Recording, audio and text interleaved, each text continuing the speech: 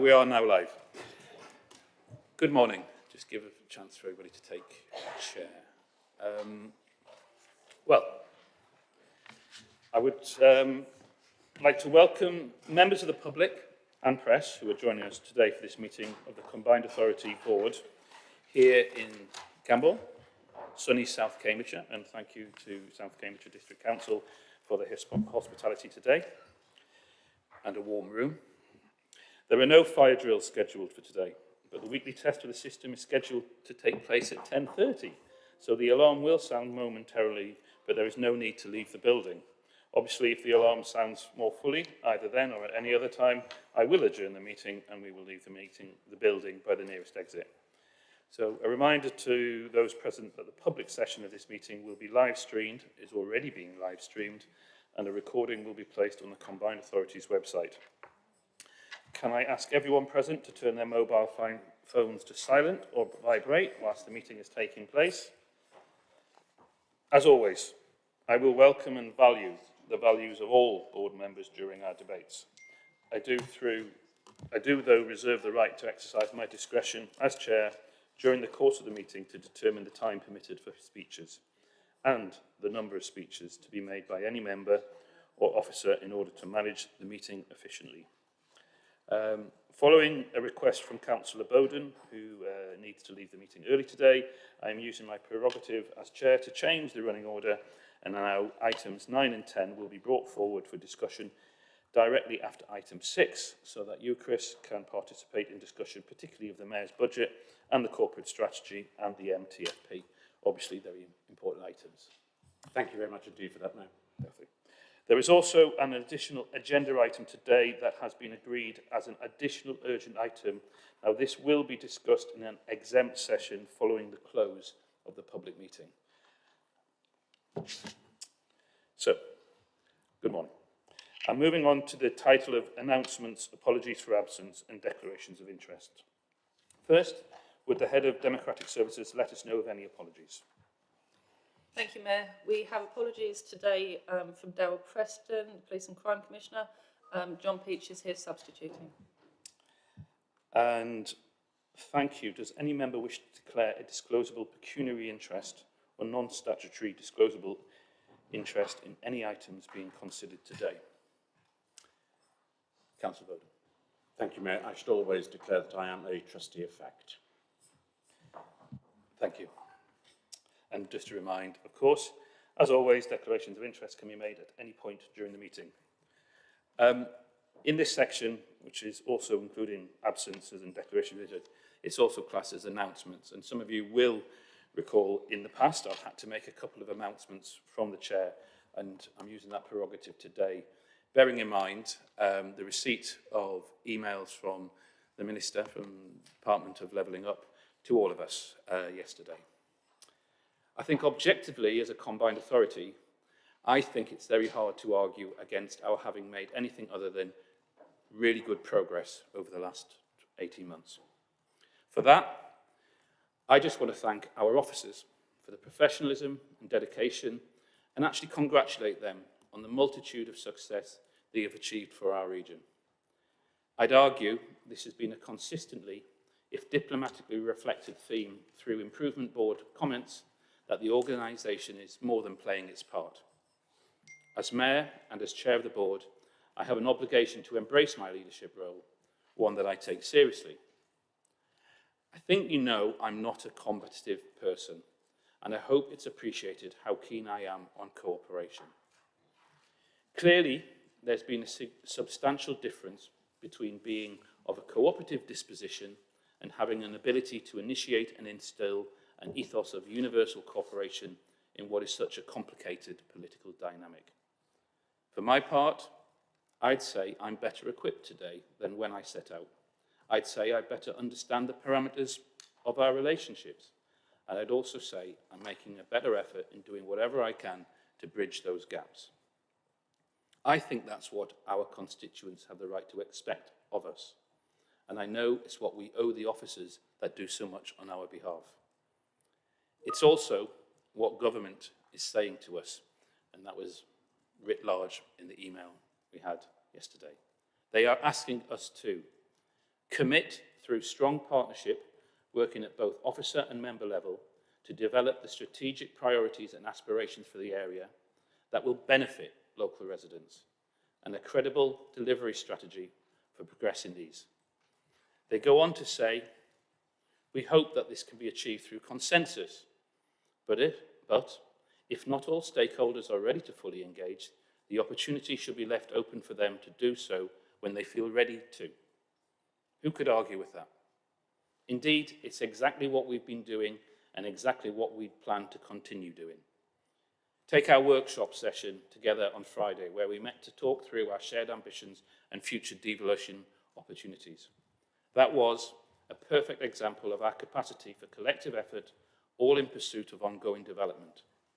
A perfect example of what those of us who are ready and willing to work together can achieve through consensus.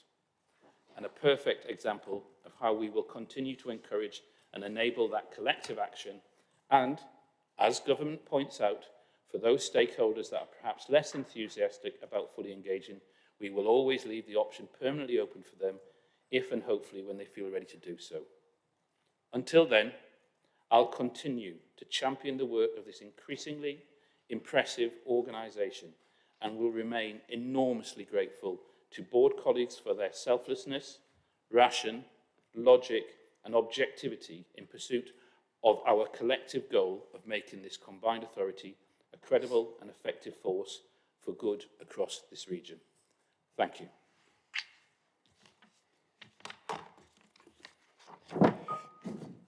Item 2,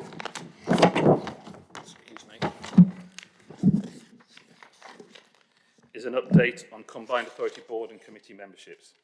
The report asks us to note various changes that have been made to members and substitutes on committees and the board since our last meeting in November. Are there any additional updates since publication of the papers?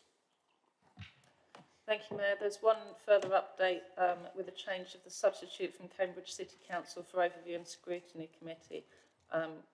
So Councillor Cameron Holloway is now the substitute for that meeting, I believe. Thank you. Does anyone have any questions regarding those changes? And we've been asked to note those changes, which we have done. No vote is required. Item 3 is minutes. Is the board happy to approve the minutes from the 29th of November 2023 as an accurate record and to note the action log?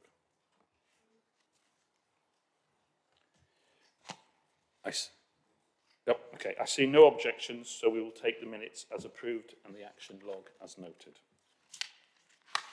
Item 4 is petitions, and we received no petitions for this meeting. So that leads us on to item 5, is public questions. We've received 5 questions in advance of this meeting.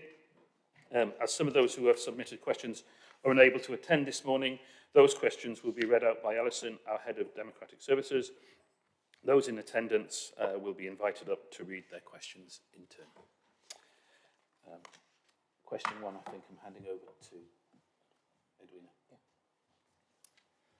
Thank you. Question 1 was received from Mark Watley.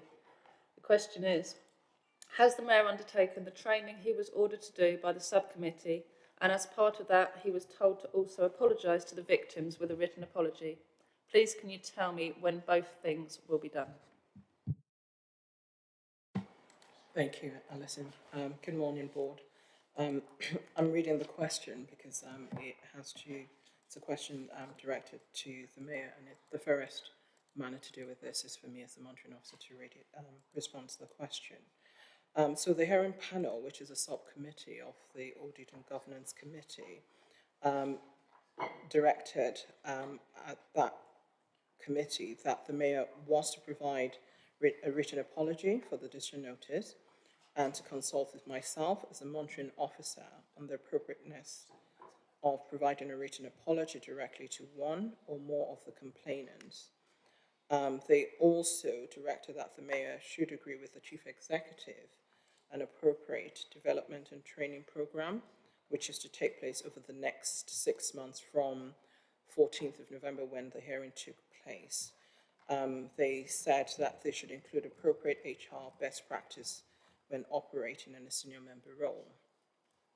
So to answer Mr. Watley's question, The mayor did provide a written apology for the decision notice, which was annexed as Annex 2 to the decision notice dated 17th of November, published on the 22nd of November 2023. In addition, the mayor consulted with myself as the MO on the appropriateness of providing a written apology to 2 complainants. The mayor then provided written apology to 2 complainants via myself on 17th of November 2023. So the apology was emailed to me. I then forwarded it on to the complainants on the same day, that is the 17th of November 2023. And finally, 4 training sessions have been agreed with the mayor. They have been arranged for the mayor to attend sessions with the CEO, myself, the monitoring officer, and the CFO Section 73 officer. The 3 of us are the main statutory officers for the CPCA.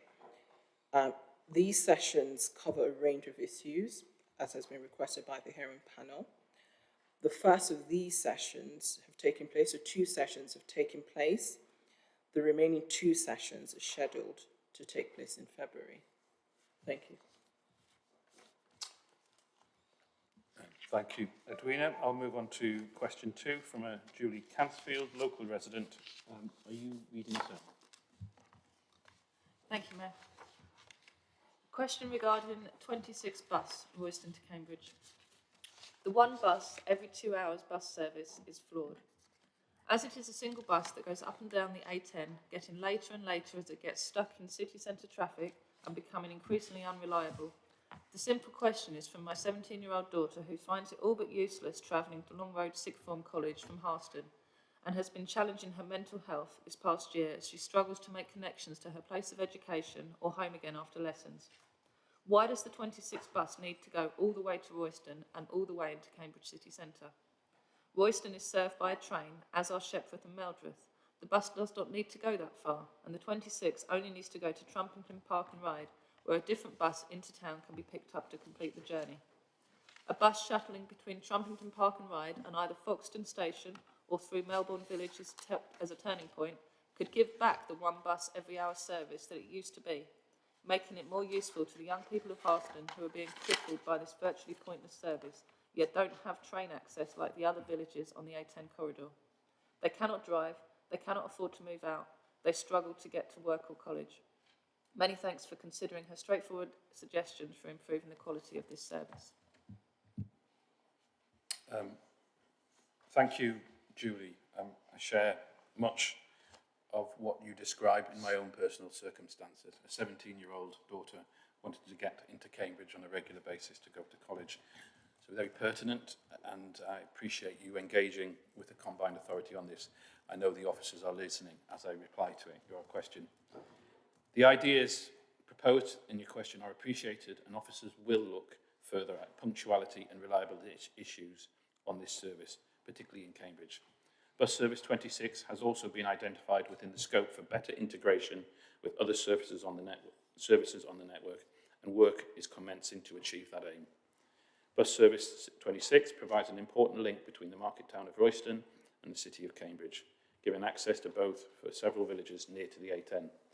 The bus operator has recently amended the timetable to achieve greater reliability and has reported positive results since the change was made.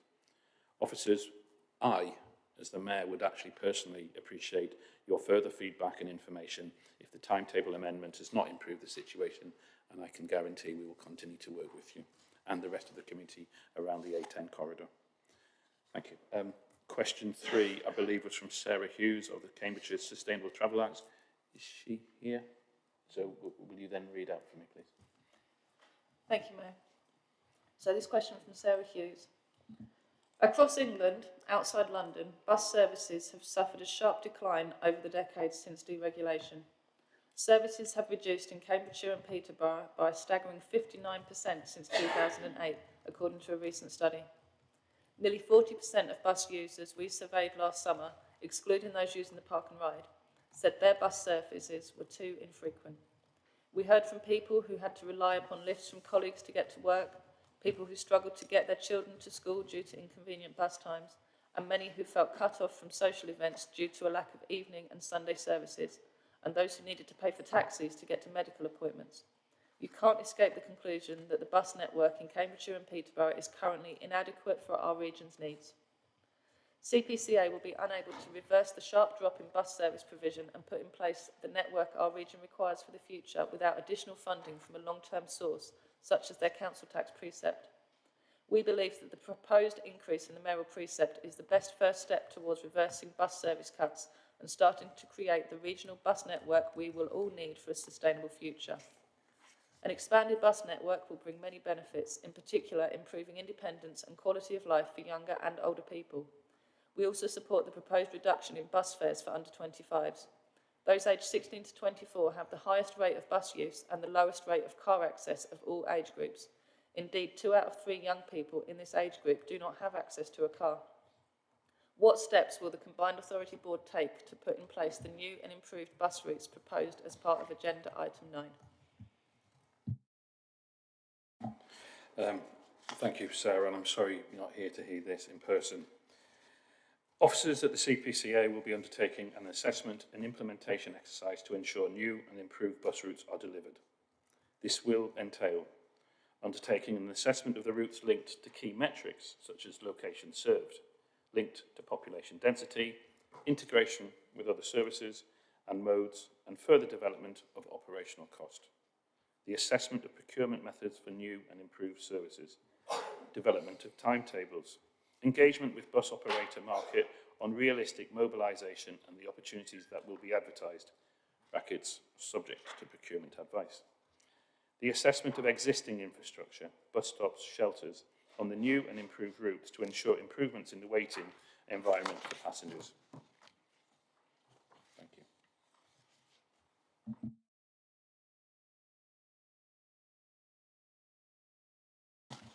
Question 4 from Anna Williams of Cambridgeshire. I believe you have to read that again.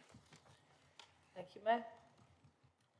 In the recent Your Views Count survey, 61% of respondents wanted to see investment and promotion of active travel schemes against a minority who wanted funding for new roads.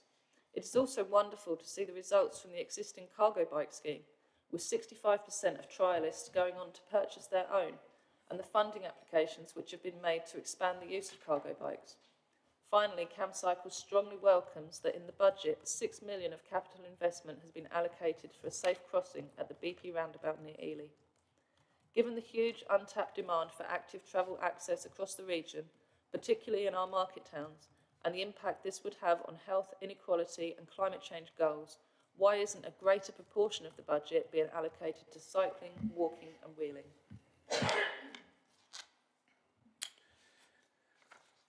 Thank you again to Anna and CamCycle.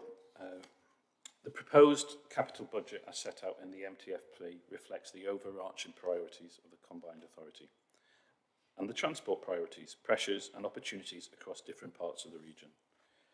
Active travel investment is at the heart of these proposals, whether that is further funding for the active travel programme, to deliver specific active travel projects, or to ensure that active travel is embedded within the transport planning for new developments and infrastructure programmes.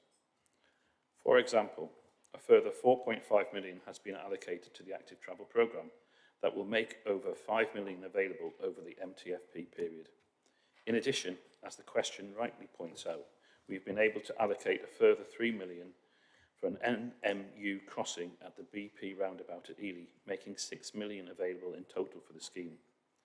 After discussions with Peterborough City Council, I'm also pleased that we have been able to identify 6.5 million to support the active travel measures at the Norwood scheme in the city, a footbridge investment that will not only enable much needed new housing to come forward, but will enable local students to access the secondary school in a healthy and sustainable way. As well as these specific allocations, you can be assured that active travel will be at the heart of other transport programmes, studies and business case development. For example, within the plans for Peterborough Station Quarter, our station investment programmes at Whittlesea and Alconbury, as well as part of an ongoing business case development for the A10 and A141 schemes. Active travel really matters to the Combined Authority. It's at the heart of our MTFP proposals, and I am absolutely delighted that this is the case, and I hope it continues like that. Thank you. And now, finally, to question 5 from Mike Harford, who I believe is with us today. So if I could ask Mr. Harford to come forward and ask his question.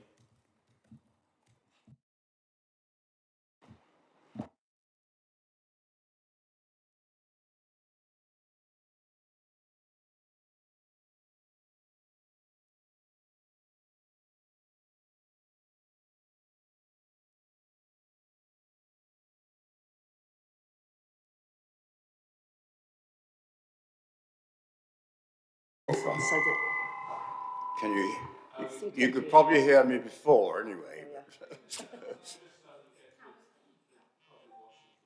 What did you say? I can't hear you. It's, it's so that you get a good feed for the people watching via social media as well. That's why we need the speaker. Right. You're welcome to sit, but you're also welcome to stand. Well, I'm standing now. Okay, fine. I can get out quicker then. You've heard the first paragraph. I've read articles in the press about the misbehaviour and subsequent apologies from the mayor for bullying, as well as reports of extreme levels of senior staff turnover. As a past senior county councillor and an experienced businessman, what has been mentioned above would make any normal organisation totally unmanageable. This would also suggest extreme incompetence and worse by the person in charge, in this case, the mayor. This in turn would have huge implications on the whole organisation in decision-making and causing major financial costs which the local community will have to pay for. Although the mayor has apologised for his behaviour, all details have been kept from the public domain. This is clearly out of order. Local council taxpayers must surely have a legal right to have such details, of such events and expect full transparency in any situation in a public organisation that may affect cost, performance and even criminality. My question is simply, why hasn't full details been really revealed? Thank you. Thank you, Mr. Hartford. Taking, as I have done with regards to all the things that you refer to, I've always been directed by my monitoring officer, and my monitoring officer will be giving you a reply. Thank you, Chair. As with the first question that had to do with the mayor, to mitigate and remove any appearance of conflict of bias, I, as the monitoring officer, will answer the question. The CPCA Audit and Governance Subcommittee hearing, which took place on the 14th of November, determined the code of conduct complaints against the mayor. That committee is made up of, is a cross-party committee made up of members of the political parties represented on the CPCA board. And the chair of that panel is an independent person who has no political affiliations. On the 14th of November 2023, that panel unanimously decided not to publish the decision notice after going through a rigorous legal and governance process. On 17th of November 2023, a decision notice was published in accordance with the directions of the panel. That decision notice contained all the complaints and all the findings against the mayor. This was published for transparency and to meet the public interest test. Thank you, Chair. As is process, you are allowed to ask a follow-up question. As is process, you are allowed to ask a follow-up question. Well, I just want to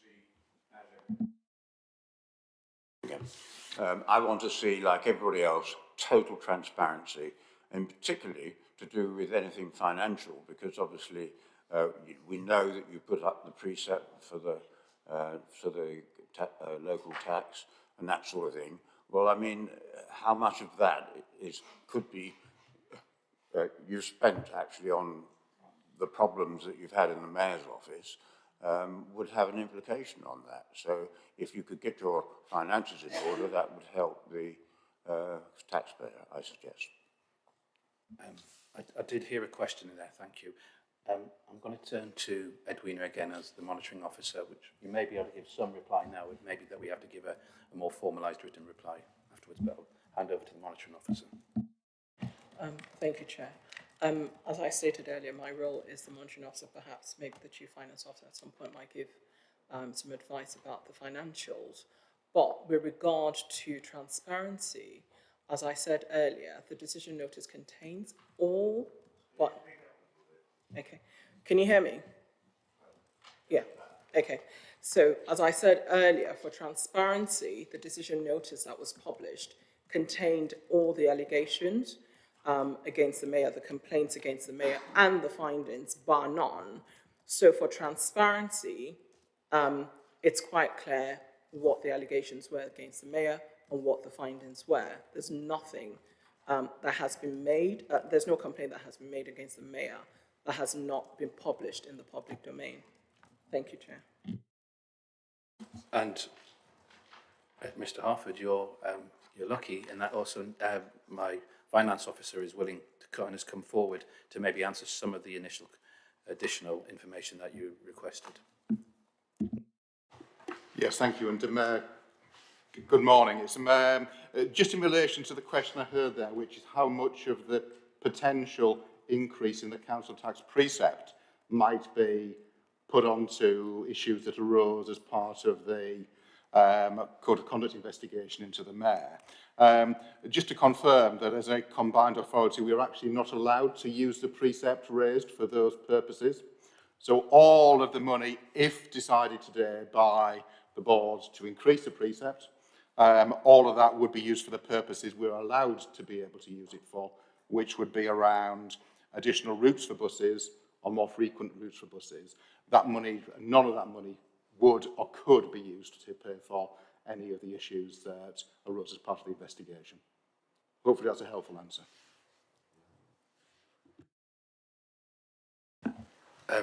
That's it. Thank you.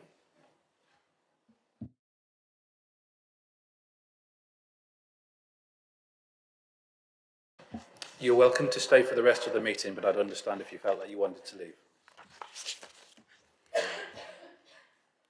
Moving on to item 6, which is the forward plan. Are there any questions or comments, or can we take that it is already, or that it can be approved? Nobody indicating anything, so we have to vote on that, don't we? So are we all happy for the forward plan to go forward as it stands? Those in favour? Okay, I think that's unanimous. Thank you. Right, as I said at the start of the meeting, we have rejigged the agenda and we're now going to move on to what is item 9, classed as the Mayor's budget. I'm going to do an introduction, and obviously I will be moving the recommendations and want a seconder, but at the point of debate, I will be standing down and I will be asking my deputy to chair the meeting. So as I say, this is item 9, and I will speak to it now. As you all have read, it is a public report. It's not a key decision. And the voting arrangements are that the mayoral budget proposed will be approved unless at least 2/3 of the members of this board from constituent councils vote against it. The report recommends that board members, A, note the proposed mayoral budget for 2024 to 25, including the proposal to increase the precept by £24 per annum to £36 for a Band D property, and to provide comments to the mayor regarding the proposed mayoral budget. B, approve the draft mayoral budget, including the proposed mayoral precept noted above. C, note the proposed routes to be funded by the proposed precept and the process by which these routes will be finalised and approved. And finally, in D, to delegate minor changes to the Mayor's budget due to finalisation of council tax base figures to the Executive Director of Resources and Performance. So I'd like to start with a thank you to you all, to our excellent officers for enabling such a comprehensive and reassuring budget setting process and for getting us to this meeting today with a set of ambitious, prudent and credible financial proposals. And to board members, along with your respective lead officers, for making the most of the opportunities to be part of developing our combined authorities budget.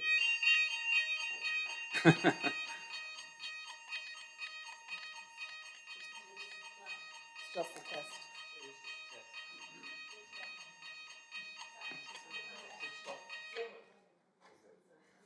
I'll take that as no comment on the budget so far.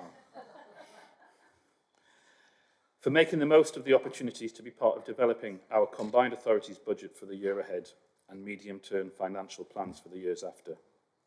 From my perspective, I greatly appreciated our starting this work back in the autumn, and I'm of the view that our having had the best part of now 5 months to discuss and deliberate these matters collectively and individually is yet another clear sign of how much progress we have made and continue to make.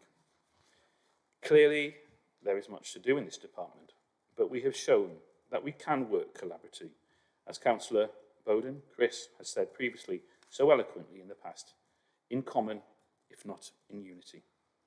And whilst we might not always achieve unanimity in all that we set out to do, we should at least acknowledge where our aims align. And in this instance, I think it's fair to say that we each recognise and endorse the real and pressing need for better public transport. Fortuitously, based on our consultation feedback, it appears that many of our residents feel the same way. More than 450 full responses on our collective budget proposals and over 700 contributions to the bus survey is a fantastic public reaction. The number of people taking the time to have their say shows how much support there is for our wider priorities, how important better buses are to our region, and why the additional investment I am proposing is so badly needed. On that investment, as this report sets out, the additional precept will mean we can offer more routes and more frequent services, serving far more people more conveniently than is currently the case. What's more, as you'll be aware, in our general budget, we're also offering a huge reduction in the price of travel for everyone under the age of 25, with bus fares cut in half to just £1. I'm pleased to say that these proposals enjoy popular support and reference once again the 700 plus bus survey responses as unambiguous evidence of our region's need, demand, and indeed desire for more and better services, getting people to and from where they want to go. As I say in the report, I am not in any way indifferent to the long-standing financial challenges which many of our residents find themselves wrestling with on a daily basis. My argument is simply that the collective benefits of a better bus network vastly outweigh the cost to households with less than 10p a day on average, realising 11 million of public transport value, unclogging our roads, cleaning up our air, and massively increasing better access to the wealth of social and economic opportunities that our region presents. As I say, I think that's a price worth paying, and I don't want to leave anyone behind. So in summary, my mayoral budget will offer more routes, more frequent services, serving far more people, more conveniently than is currently the case. And as I mentioned, a huge reduction in the price of travel for everyone under 25, with fares cut to half, £1. These are ambitious proposals. I believe they represent huge progress, and I am proudly seeking your support for them here today. With that said, I'm very happy to take any comments or questions, and as someone who will never have enough of experts, will of course turn to officers as and when necessary. So if I could invite Councillor Smith, do you want to come up here, Anna, or do you want to stay from there? Possibly easier if I come up there, if that works for you, because then I've got Edwina and Rob next to me. So let's just have a quick pause for a short turnaround. Yeah, so absolutely happy. And basically, who wants to go first? I'll leave that.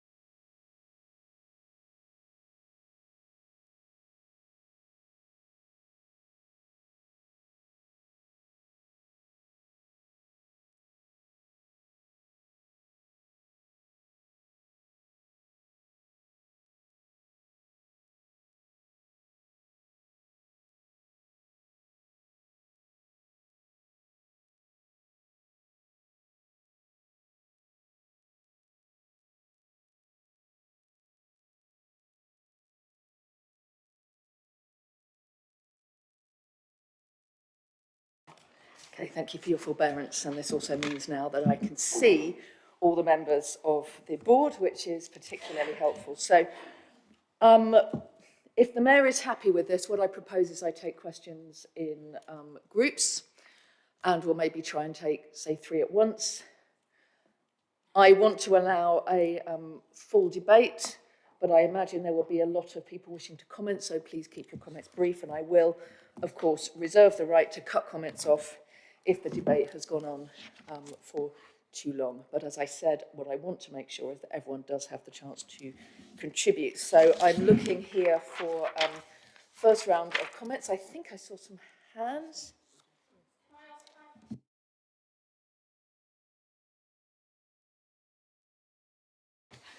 I'm going to roll questions and comments together. So in effect, we are opening the debate at this point. So we have Councillor Comboy. Is there anyone else? Councillor Smith. Anyone else at this point? Okay, Councillor Comboy, over to you. Thank you. So when we had this discussion within my own council, I would reflect that I think it's probably fair to say that this particular round of budget setting across all of local authorities has been particularly tough. And most of us as authorities find ourselves in a position where we are having to look at our precepts and raise precepts. With that in mind, I think it would also be fair to say that there was concern about this particular precept, but what we were all united on was actually about the benefit of buses, and in my part of Cambridgeshire, particularly about rural bus services and about the benefit that some of the Mayor's precept will bring. And I don't think anybody would argue about getting children, young people, and our working adults to places of employment and to places of learning. And in fact, we've heard that from one of our residents already in the questions. So I think with that caveat in mind, that I'm aware that for some this will be of concern, I genuinely think it is the right thing to do. I wish it wasn't in the face of all of us in local government feeling very under pressure and all of our services being in that place. But actually, this benefits some of our most vulnerable residents and some of those who actually do not have alternative access to transport. So on that basis, I'm very happy to support the Mayor's precept. Thank you. And Councillor Bridget Smith. Thank you very much indeed. So I have to make a point and then ask a question. This was obviously debated with my group as well at length. The consensus was that we are supportive of the mayoral precept because, in South Cambridgeshire, like many other parts of Cambridgeshire, we have a really poor public transport system, and we know that this drives inequality, and inequality drives poverty. And at a time of a cost of living crisis, access to affordable public transport is more important than ever So I have young people in my own village who are not able to take up apprenticeships because they can't get into Cambridgeshire Regional College in order to do their day release training there. And this is not unusual, but it's a situation that's getting worse and worse. So we've got to make sure that all of our residents have ready, affordable access to employment, to training, to health support, and to leisure as well. So we're quite happy to support this. We had quite a lot of toing and froing over what improvements for South Cambridgeshire would be most meaningful and justify the increase in the precept. The one thing that's missing, which I had hoped to see, was an extension of the hours of the park and ride. And I'd be very grateful if that could be looked at again, because the limitations on the availability of park and ride actually does mean that people without cars can't access stuff. If they're working outside normal hours, they're restricted. If they want to access leisure, they're restricted as well. It forces cars into Cambridge unnecessarily. So I feel it would be probably it is a big investment, but actually it would be a big impact extending the hours of the park and rides. Thank you. Thank you. Are there any other points at this stage? Councillor Lessinger. Thank you. So actually, I've got a very quick question. If I say some things now, would I also then be able to say something else later if necessary? If there's further Hopefully so, yes. Thank you. Okay, so I've got a number of things to say, but I'm going to start by talking about a little bit more about the routes and the opportunity that this gives us, because I think that we're in a really unusual position in discussing in this combined authority an expansion to our bus service.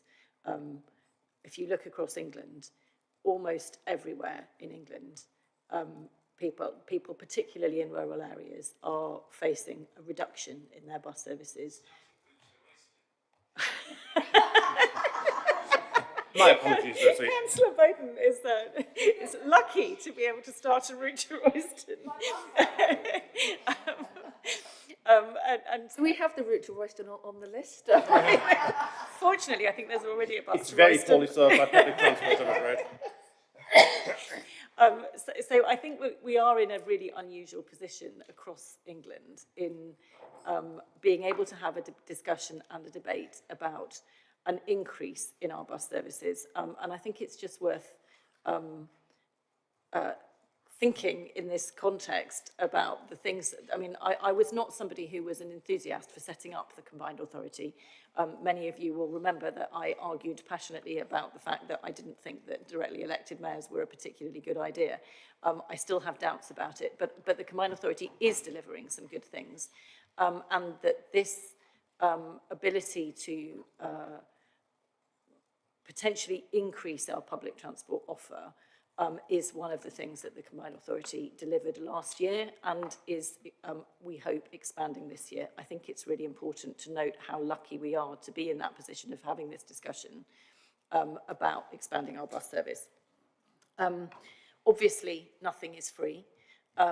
We know nothing is free. We also know that costs are going up across the board for families and for government. And I know from just how difficult this year's budget round has been at the county council that everybody is under pressure in terms of trying to maintain the things that they are already doing, let alone expand them. It is really hard, and I know that that's true for families as well as for councils. One of the things that is different about this precept is that this precept is going to very specifically into something which will deliver an improvement for our residents rather than just trying to stop things getting worse. And the cost of that improvement for most households will be about £2 a week. For some households, they will get that money back in spades by having a bus service that enables them to access work, access better education, not have to drive their children long distances with very high petrol prices, the impact of this precept on some households will be vast. I think it's also worth noting that actually we need to make sure that that benefit is widely spread, and that while the new routes, which are if this goes through, will then be discussed in the coming months, will be enormously beneficial for some areas. The expansion of the Ting service and the demand responsive transport will also mean that other people have access to better public transport as well, even if they're not on those routes. The benefits will not be evenly spread because the current public transport is not evenly spread, because whether you live near or far away from one of those routes is tricky. And I've already been getting lobbied by, in particular, Councillor Daunton on routes around Teversham and the Wilbrahams. I know that there will be much more discussion to come about the routes that are in this package and others that are not, and how we can try and expand and make sure that more areas are covered. But to be in this conversation about how we can improve that and how we can offer those opportunities and reduce rural isolation across the whole of the combined authority area is a huge benefit. I think I understand the reservations that people will have about raising a precept, but I also think that in the context where taxes are rising across almost every part of government, and across almost every part of government rising and services are still getting worse, this relatively small rise, which will make a significant improvement in a number of places, is something that I am happy to be able to support. Thank you. Thank you. Now, I can see Councillor Farouk has already indicated he wishes to speak. I think it might be fair to ask the Mayor to respond to those three comments first, as there's quite a lot there. So, Mayor, I'm going to pass to you first. It may be that you wish to delegate to officers on the specific question around park and rides, but come to you first. I'll keep it short and sweet. I had the ability to speak at length at the start of this. I'm grateful for the indications of support, but I absolutely acknowledge across the board the financial challenge for everybody across the whole of the region. I'm not going to make light of it, but it's that kind of what, thank you, Councillor Nessinger, the idea that something really, which is in the gift of the combined authority, something that isn't possible at district council level, isn't possible at county council. It's there in our statute where we can come together and work on this. And unfortunately, if you want to build the best, sometimes you have to make an investment, a financial investment at the start. But the real investment here is the ability to work together, particularly with an officers at the combined authority who can pull together a huge amount of expertise and re-look. Look, I was on the news at the start of this week. There was talk about the 7A bus. And I was asked, does it make sense? And I said, no. That bus route had run since 2012. You know, what we're trying to do in a collaborative way is to kind of pull together a kind of an expert kind of panel, a kind of drive, which looks back at the kind of years and years of bus deregulation, which didn't deliver the improvement in services for all. I said it in the Overview and Scrutiny Committee that the one place that was never deregulated is our capital. Of all places, the most expensive place to live in the whole of this country, it has some of the cheapest and most accessible public transport.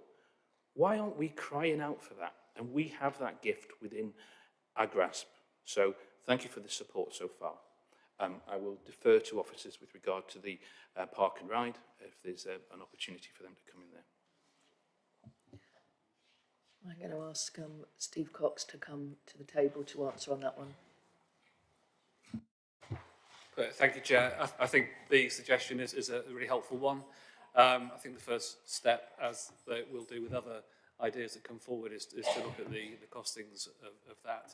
what we've got set out in the appendix is the outcome of the consultation process. We think what's in there is affordable within the headroom provided by the precept, if that's agreed.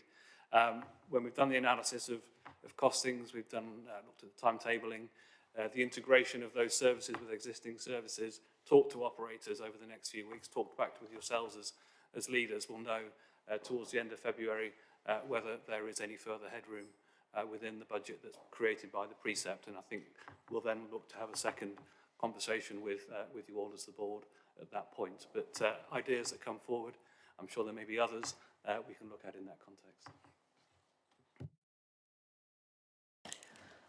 Thank you. Steve, I suggest you stay at the table in case there's anything more that we need to put your way. So I have Councillor Farouk, I have Councillor Bailey. Is there anyone else at this point who wishes to indicate to speak? Councillor Farouk, I'll start with you. Thank you, Chair. And I pretty much agree with my colleagues here that setting a budget is difficult at any time, but setting it now in these tough times where living costs are high, inflation is high, is it appropriate really to go further and increase of a precept? And then you weigh that against the benefits. Then we look at the combined authority itself. It has got a good setup. We've assembled a good team here, and it's only right that they should have the resources to deliver the services what we need. And I particularly looked at Peterborough, where majority of our properties are band B properties. Therefore, increase for them is approximately £16, or 28 in total, £16, which on the other hand equates to perhaps 5 cups of coffees per year. And what does that bring to them? Well, that brings them, whether they choose to use the bus service or not, but at least the facility is there for them. And just by sacrificing those 4 or 5 cups of coffee over a year, they're also enabling some vulnerable people getting on that bus where otherwise they wouldn't have been able to do so, wouldn't have been able to travel. I particularly like Mayor's idea of £1 fare for under 25 for care leavers. Peterborough does have large deprived areas, and I think this would be a great news for our youngsters to go on to achieve their apprenticeships or achieve their college studies. We particularly in Peterborough have issues with care leavers, so this would be a great addition to that. In fact, I asked the Mayor at one time, so can we go one step further and give him a free bus ride for all the care leavers? However, the mechanics of it and things along those lines, I think officers will look into that, but that makes it a little bit more difficult. Coming back to the more nitty-gritty side, I'm pleased that we've been offered orbital bus service. This will enable all the neighbourhood locations to connect with each other without having to go into city centre and catch a connecting one. And you know, there are a lot of shopping offers around it where people can go from one location to the other, from Bretton to Warrington, or Warrington to Brotherhood, or Hampton. So I'm pleased with that. But improved frequency service on Route 5. I was driving behind the Route 5 bus a couple of days ago at 5 o'clock, and it was full, and I was delighted with that, the uptake and the use of that. Also improving our rural areas. I think we are also proposing that Thorney and I would have increased service. I'm also very grateful to Combined Authority and officers that we just tendered out our western villages. Sue's back there, who has championed it very well. Thank you, Sue. Castor, Aylesworth, Wansford, Wittering and Stamford. And I know it's gone to tender, and from my meeting yesterday, the tender is coming back on Friday. So we're very close to delivering that. But we have more asks, as we all do. And I've had a number of meetings with officers. I've had a number of meetings. In fact, we had a meeting yesterday with residents. One of my residents sent an email to myself and to the Mr. Mayor about we would love to have all routes 15-minute frequency or less, evening and Sunday 30 minutes, and we would also be reconnected to Cambridge more frequently, 9 or 4 bus. It's not running as well at the moment. The other ask was to deprived areas. So from city centre to North Bretton, going through Ravensthorpe, which is deprived, into hospital and into North Bretton, that would work really well. And increased frequency from city centre to Warrington, city centre to Parnwell, and Hampton to city centre, increased frequency. Now, a lot of these are asks, but they're all also aspirations. I haven't taken this decision lightly one way or the other, but overall, I look at this and I look at Peterborough, and having spoken to my colleagues and large number of residents, benefits outweigh the burden which will bring to the residents of Peterborough and Combined Authority. Therefore, my colleagues have asked me to support this, and I'm very much would like to support this. Thank you. Thank you, Councillor Farouk. Councillor Bailey. Thank you. I'm afraid I don't support the increase. I don't think people will be surprised to hear me say that. My view is that devolution was and should be about receiving funding and powers down from government, not a new excuse to tax local people. We are given significant funds, and I feel that we should attempt to live within our means. This is my council tax bill from the current year. I live in a Band E property, and my council tax bill is £2,624 this year. And without knowing the increase from my parish, the City of Ely Council, my bill, with all the other tax rises and this proposed precept increase, is going to rise by £99, so it'll go to £2,724. And of course, that has to be paid for from taxed income for the vast majority of people. We're seeing a very sharp rise as the Housing Authority at the District Council in people needing financial advice and support coming to us at East Cambs District Council. You know, it is very noticeable.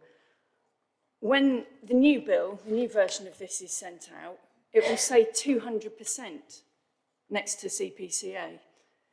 Next to East Cambs District Council, it will say 0%, and it will be the 11th year that East Cambs District Council has frozen its share of council tax bills for our residents.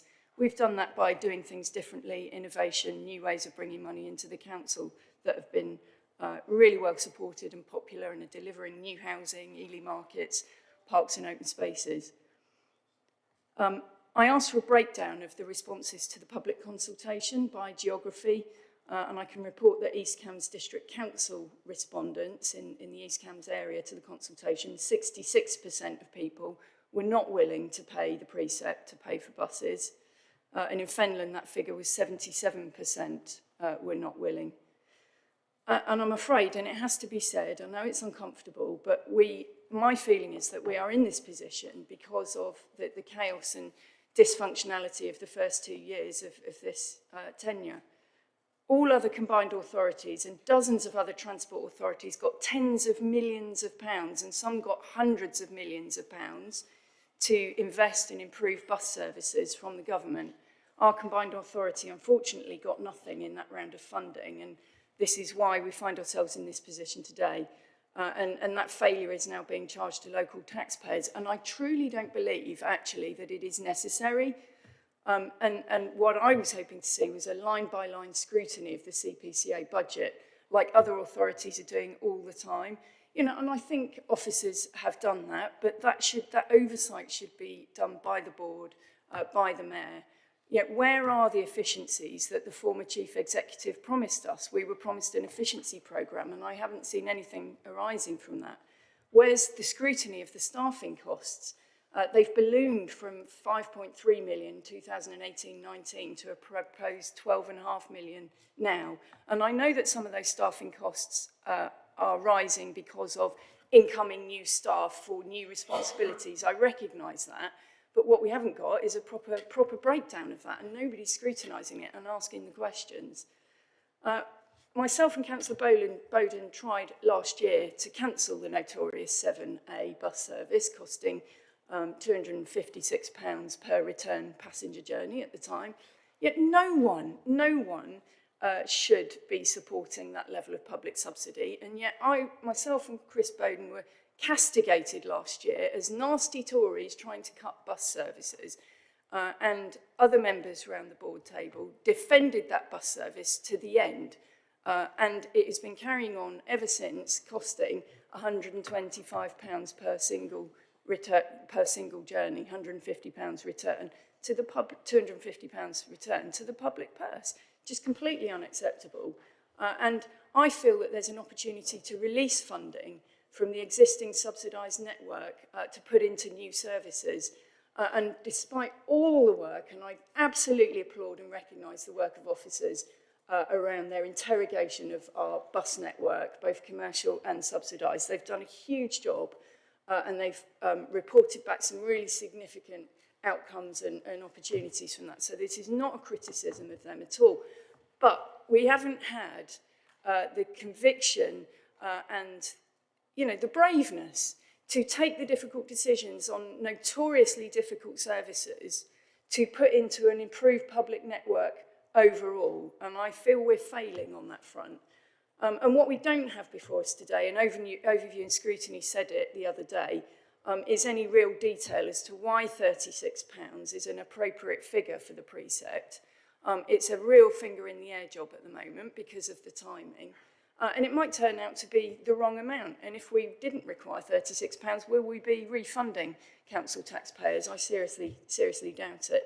And what really concerns me is actually, will this deliver an improvement, or might we find ourselves swallowing this money into commercial services that find themselves getting into difficulty and failing routes and having to save more commercially failing routes because, frankly, the operators now know that there's money sloshing around. So I think that's a huge concern, and that requires us to have a really strong partnership with the providers, which I know we're working at, and that has been going well. My view is that a well-functioning transport system is one that people actually want to use because it's really good and it's better than getting in your car, not one that the public purse has to pay for and you know, pay people effectively to use. And the Mayor's pledge in the corporate plan, which we've got on our agenda today, is for a locally determined, innovative and public transport system that's fit for the future. This isn't it. This is, you know, 19th century public transport at best. So where's the radical thinking on a 21st century solution for our transport problems? Where's the innovation? Signing the authority up to 7 years bus contracts, if we go down the franchising route, to the tune of £20 to £25 million per annum, is just baking in future council tax rises, and it does nothing to radically change the way that people can travel. I'm sorry, I really can't support this vision of buses being the answer for the future transport of you know, particularly Cambridge, but Cambridgeshire and Peterborough. We need something much more radical for our you know, 21st century area, our geography, and this is not the right answer, and taxing people to deliver it is not the right answer either. My East Cambs residents don't support it, and therefore I cannot support it on their behalf. Thank you, and I'll take one more comment before we go back, and then I'll do another round. So, John, I've got you noted there, and Councillor Bowden as well. I'm going to have to start a new bit of paper here. Councillor Smith. Thank you very much. I'd just like to pick up on some of Councillor Bailey's points and then ask a question as well that's relevant to what she said. So, you know, it's a lovely thought that those of us in local government at all levels can live within our means at a time of cost of living crisis and inflation that has been running out of control for quite some time now.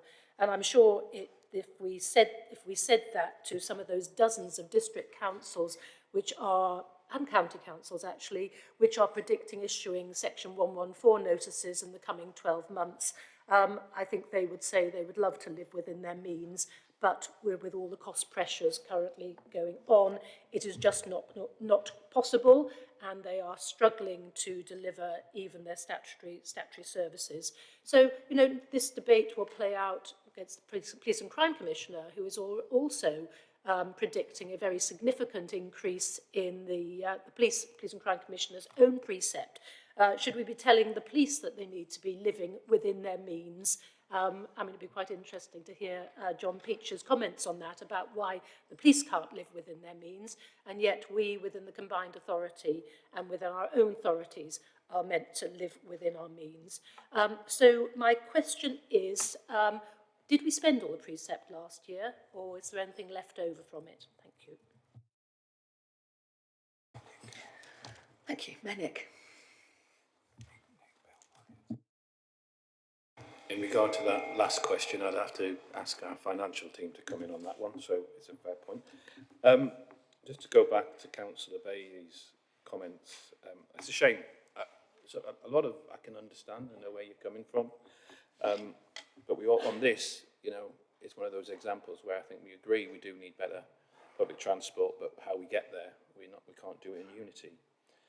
I would push back on the idea that I'm sort of preoccupied with buses. It is true, I seem to eat, drink, sleep, dream buses sometimes, but the combined authority is not just about buses, never has been. We are pro-bus, and that's for a very good reason. You have to focus on them. Let's just reference, I didn't talk about Friends to the south. Despite Transport for London running more than 250 miles of a London Underground tube services, the buses are still, by a mile, the capital's most dominant mode of public transport. Let's get the basics right. Let's get things which are achievable and get them over the line. There's difficult questions to do, but just to go back to that London Underground things, when you look at London's busiest bus route, the 18, between Sudbury, near Wembley, and Euston, it's near enough the exact route that is served by the big Bakerloo and Piccadilly lines, an overground line and a national rail line. But where that metro-type system exists, people still take the bus. Let's get the basics right. I am, and I believe, a bus network is not, how can I say it, dismissively last century. There are buses, if you go and speak to the operators, and I know you do, they will tell you how proud they are of the services that they can provide on a bus, vehicles that are fit for the 21st century. And yes, we will move on because we now do have a local transport and connectivity plan, which is innovative, but it does also play to important things which we've already mentioned around active travel. But just for the record, I've never said I'm anti-rail, anti-light rail, I'm not anti-tram. I think there are options that are coming down the line, but let's just get the basics right. Let's deliver a public transport that the people of Cambridgeshire can believe in. I talked about it overview scrutiny. A brand, call it what you will. I'll leave it to the experts, but if it's the CAT or the PCAT, to make sure that we don't forget Peterborough, the CAT network, Cambridgeshire Area Transport, the equivalent of Transport for London, something where you can, in the course of things, buy a ticket in Peterborough and get to Linton via various modes of transport, but it's one ticket. That's the sort of thing that we have to be ambitious about. We've got nothing like that at the moment, but within the gift of this early investment and a belief of the leaders around the table and our officers, we can deliver real progress. Thank you. Now we're now joined by two officers at the table to help with some of the technical questions. Nick Bell, there were some technical questions there around the precept, particularly around whether we spent all of last year's allocation. Perhaps you could start with that. That will be helpful for us to know. Yes, very happy to do that. And on that particular question, yes, we're forecasting actually the outturn on supported bus contracts for this year will be around about 200,000 more than the resources that we've got. So we've spent every single, or we will have spent every single penny of the precept raised last year on supported bus services and some more as well. Thank you. There's something else I think might be helpful for us to understand, and I know this is a tricky question because it's different for each region, but roughly what percentage of an overall Band D bill are we looking at for the mayoral precept?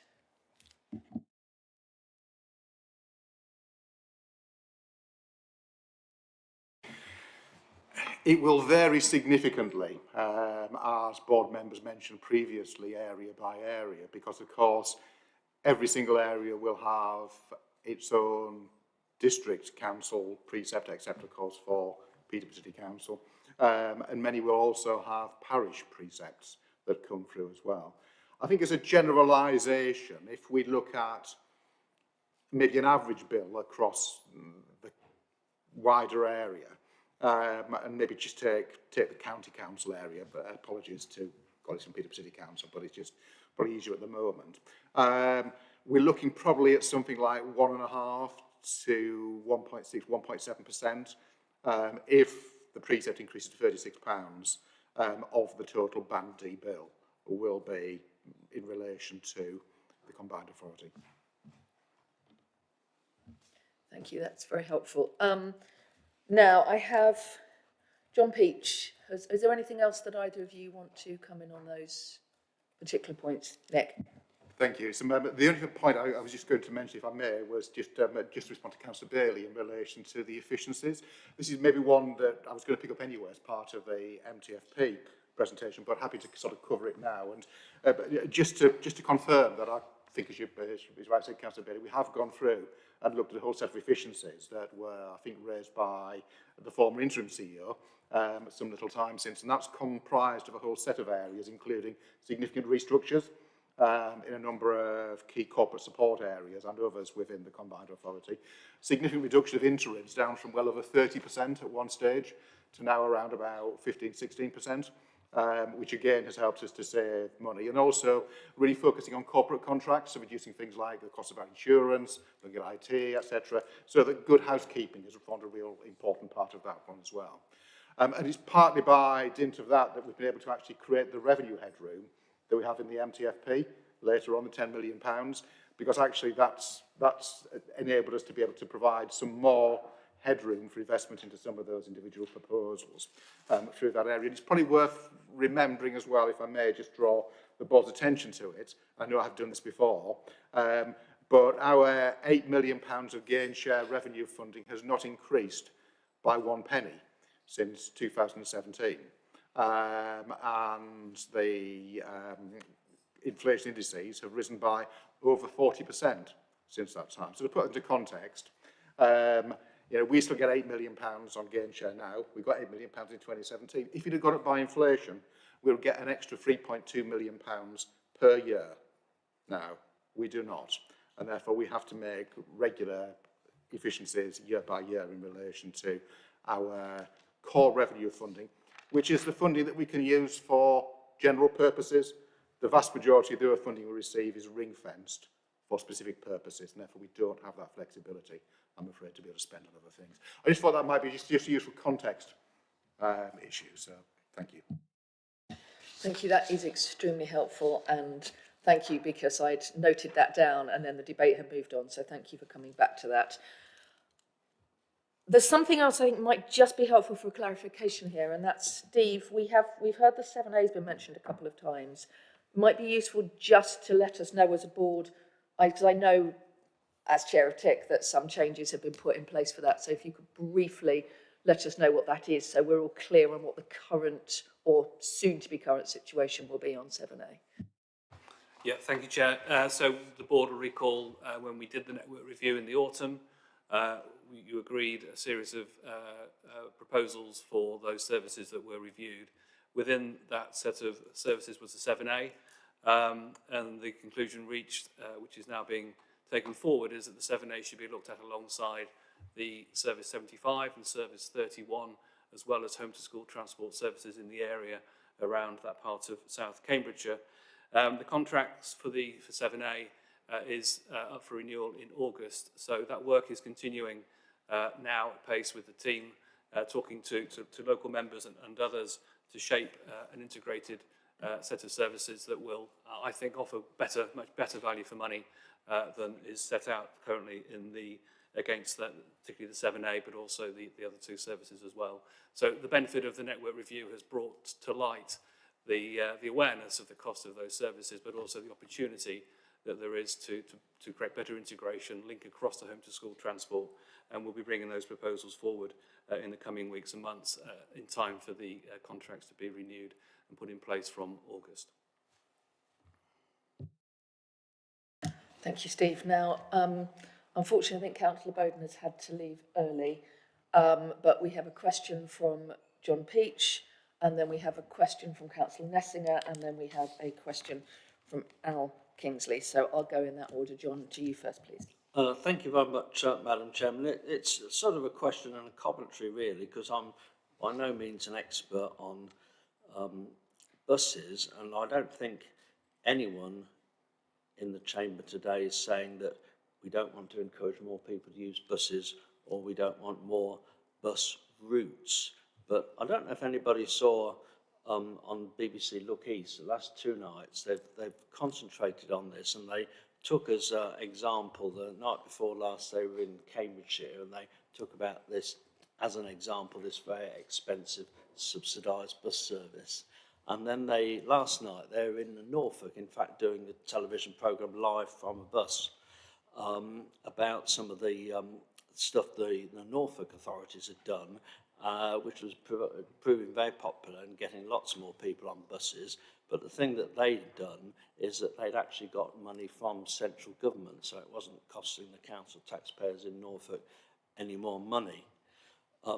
I know that at this meeting last year we were talking, and there was a big debate when we got to the budget debate about having a precept, because it was the first time I think we had a precept last year.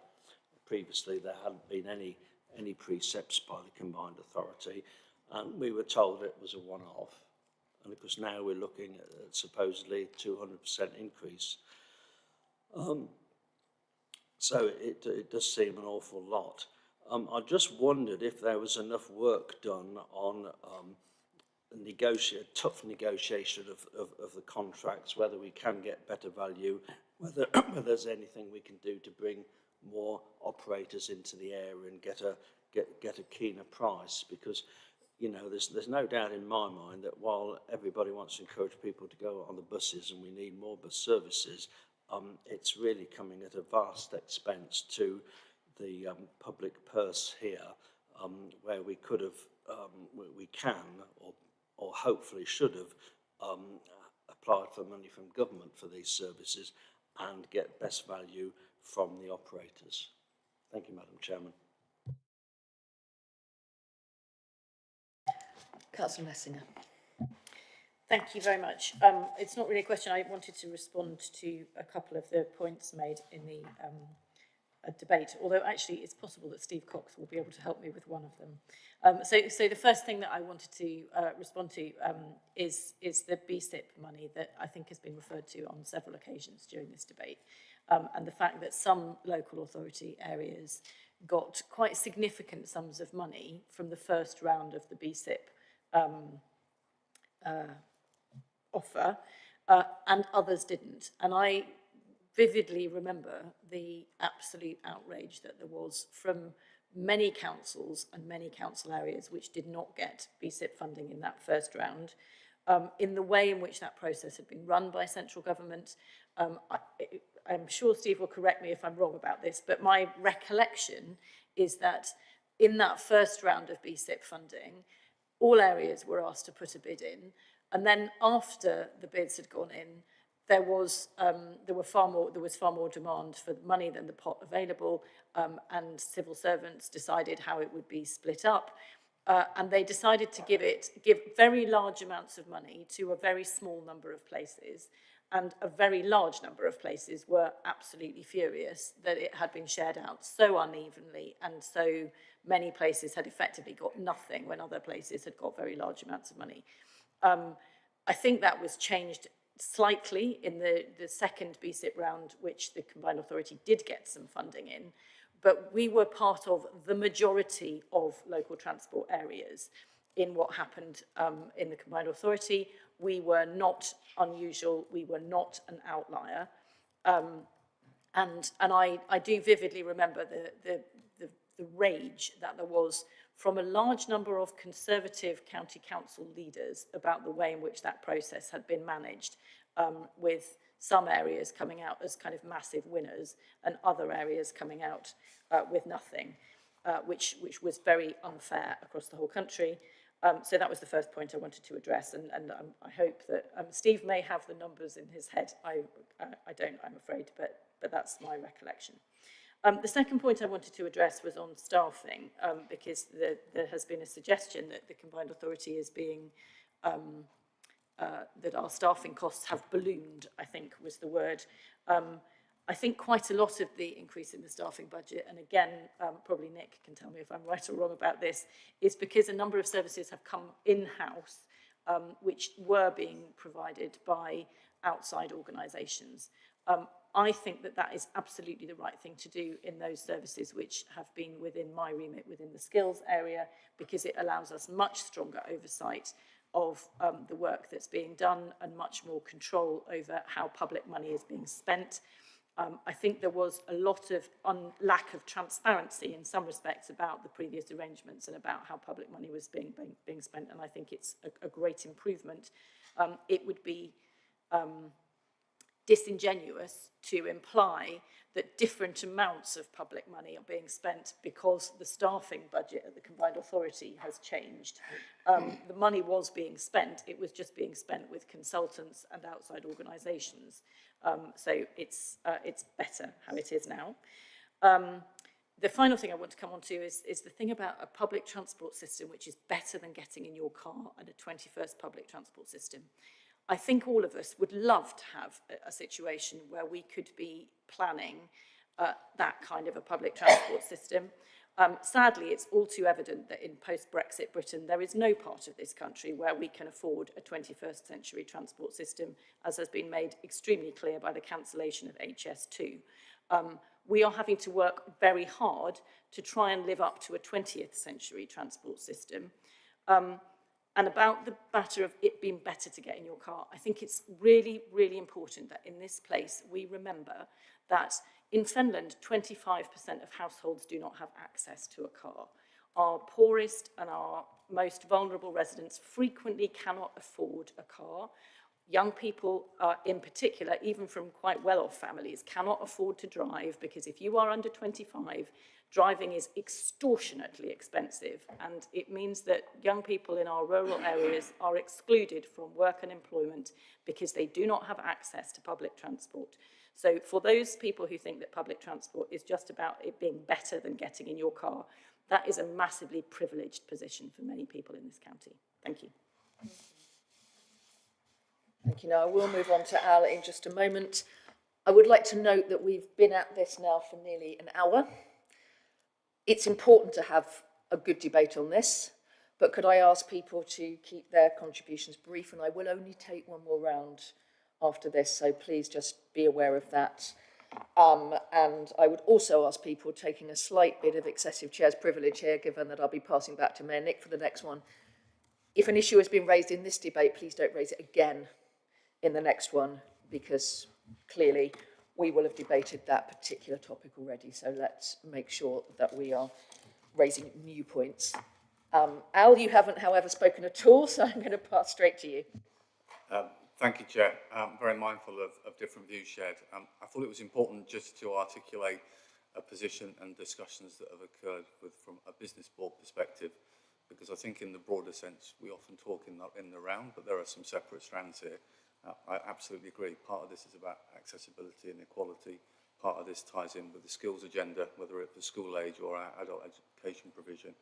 And within the business board, we have had members of the business board sitting on transport, and we have been involved in discussions about what the future provision in terms of the bus service may look like. And of course, that will roll on in time.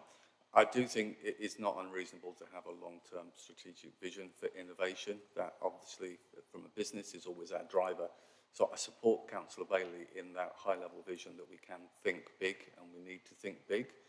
But there's also an element from a business perspective that you have to prime the pump, and you have to look in the short term. So we've had a number of conversations really focused about sustainability, making sure that what we do actually has some form of impact. There are clearly questions that raise there is cost versus benefit, and some of the examples shared today, I think it would be safe to say from a business board, would not be something that would be supported in terms of routes and the high cost. But the broader message of actually looking at targeted routes to grow and level the playing field is something that the business board does support, as long as it is considered in terms of the bigger programme which is if we have aspirations to move from cars to buses, which is different to access and equity, actually just putting people on buses is not good enough. The bus service has to be better, the transport and the congestion has to be better, otherwise we will just sit in a different space each morning depending on where we are. So there is a connected view there. The final bit, which I hope will not come as a shock, in terms of how that's funded from a precept or not, the business board does not wish to share a view.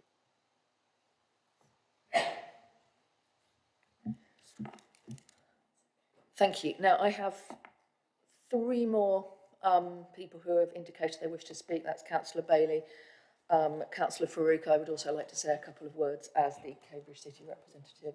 Yeah, I will. Don't worry.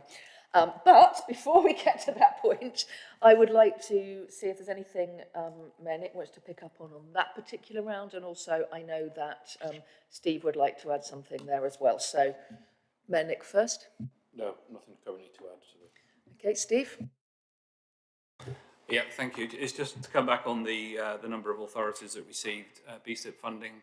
Yeah, the figures are pretty much right. 30 out of 70 received BSIP funding in that first round, and so therefore less than 50%. We were successful last year in getting £4.6 million of BSIP plus funding, and the board will recall decisions taken in November about how that money should be used, including DRT, support for wittering, and also support for care leavers. Thank you. Nick.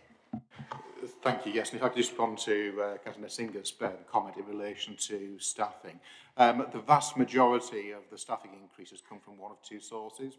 The first of that is exactly bringing services back in-house, particularly from Grove Co, which previously dealt with a whole series of skills-related and business support-related functions, which are now being brought back in-house, and also other areas we brought back in-house, such as democratic services, all of which enable us to actually be able to get a better quality service at a lower cost, which is why we've done that. The second issue, an area for significant growth, is one that's fully funded by central government, which is our Greater South East Net Zero Hub, where we have got significant funding from central government to pay for a whole series of retrofit and other net zero activities across not just Cambridgeshire and Peterborough, but across the wider South East region.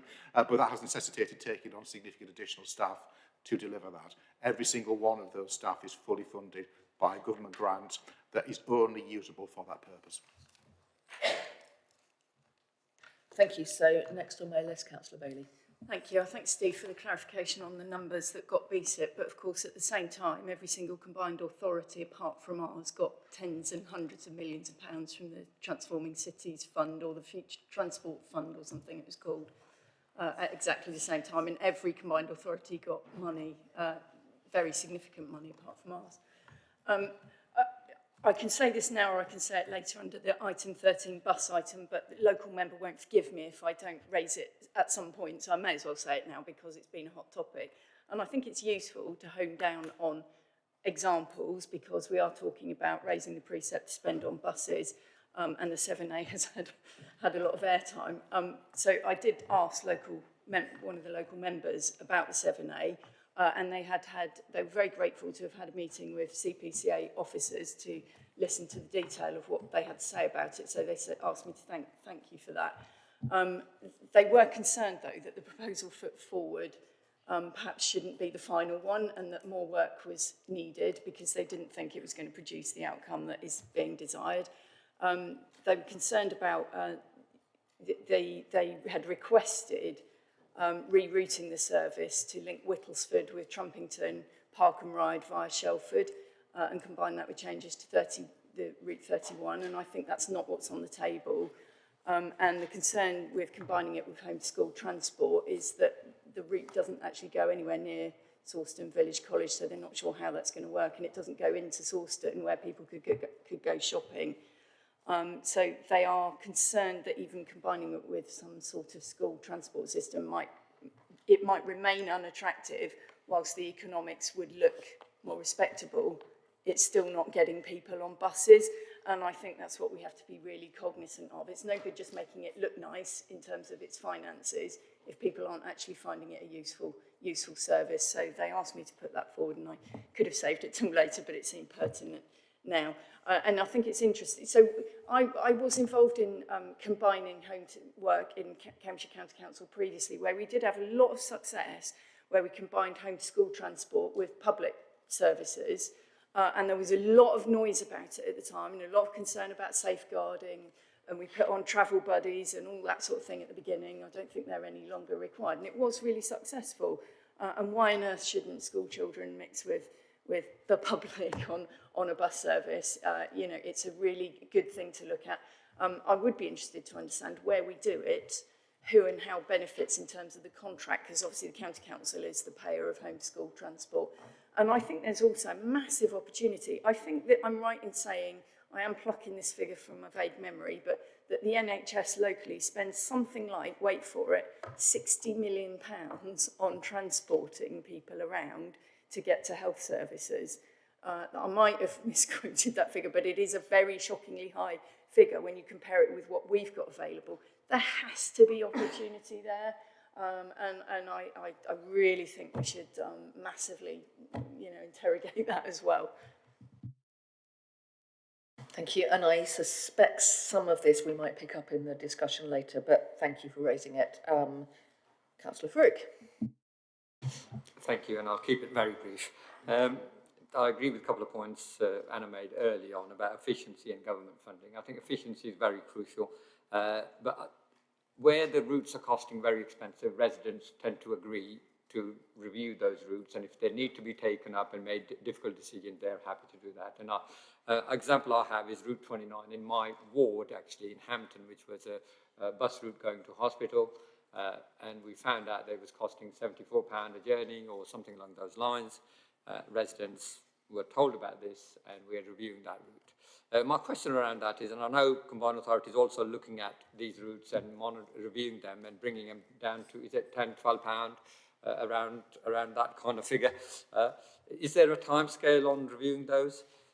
And the second sort of comment I just wanted to make about the government funding was that if we were to defer this precept and say wait for the government funding at the next tranche or the tranche after, to me, I feel like that we'll be kicking the can down the line and not delivering for our residents.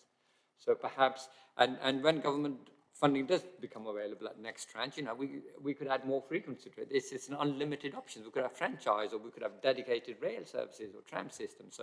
So the funding is welcomed, government funding is welcomed, but I think this precept enables us to have immediate actions and provide the services. Thank you. And I did want to take off my chair's hat for a moment and say a couple of words in my role as a Cambridge City representative.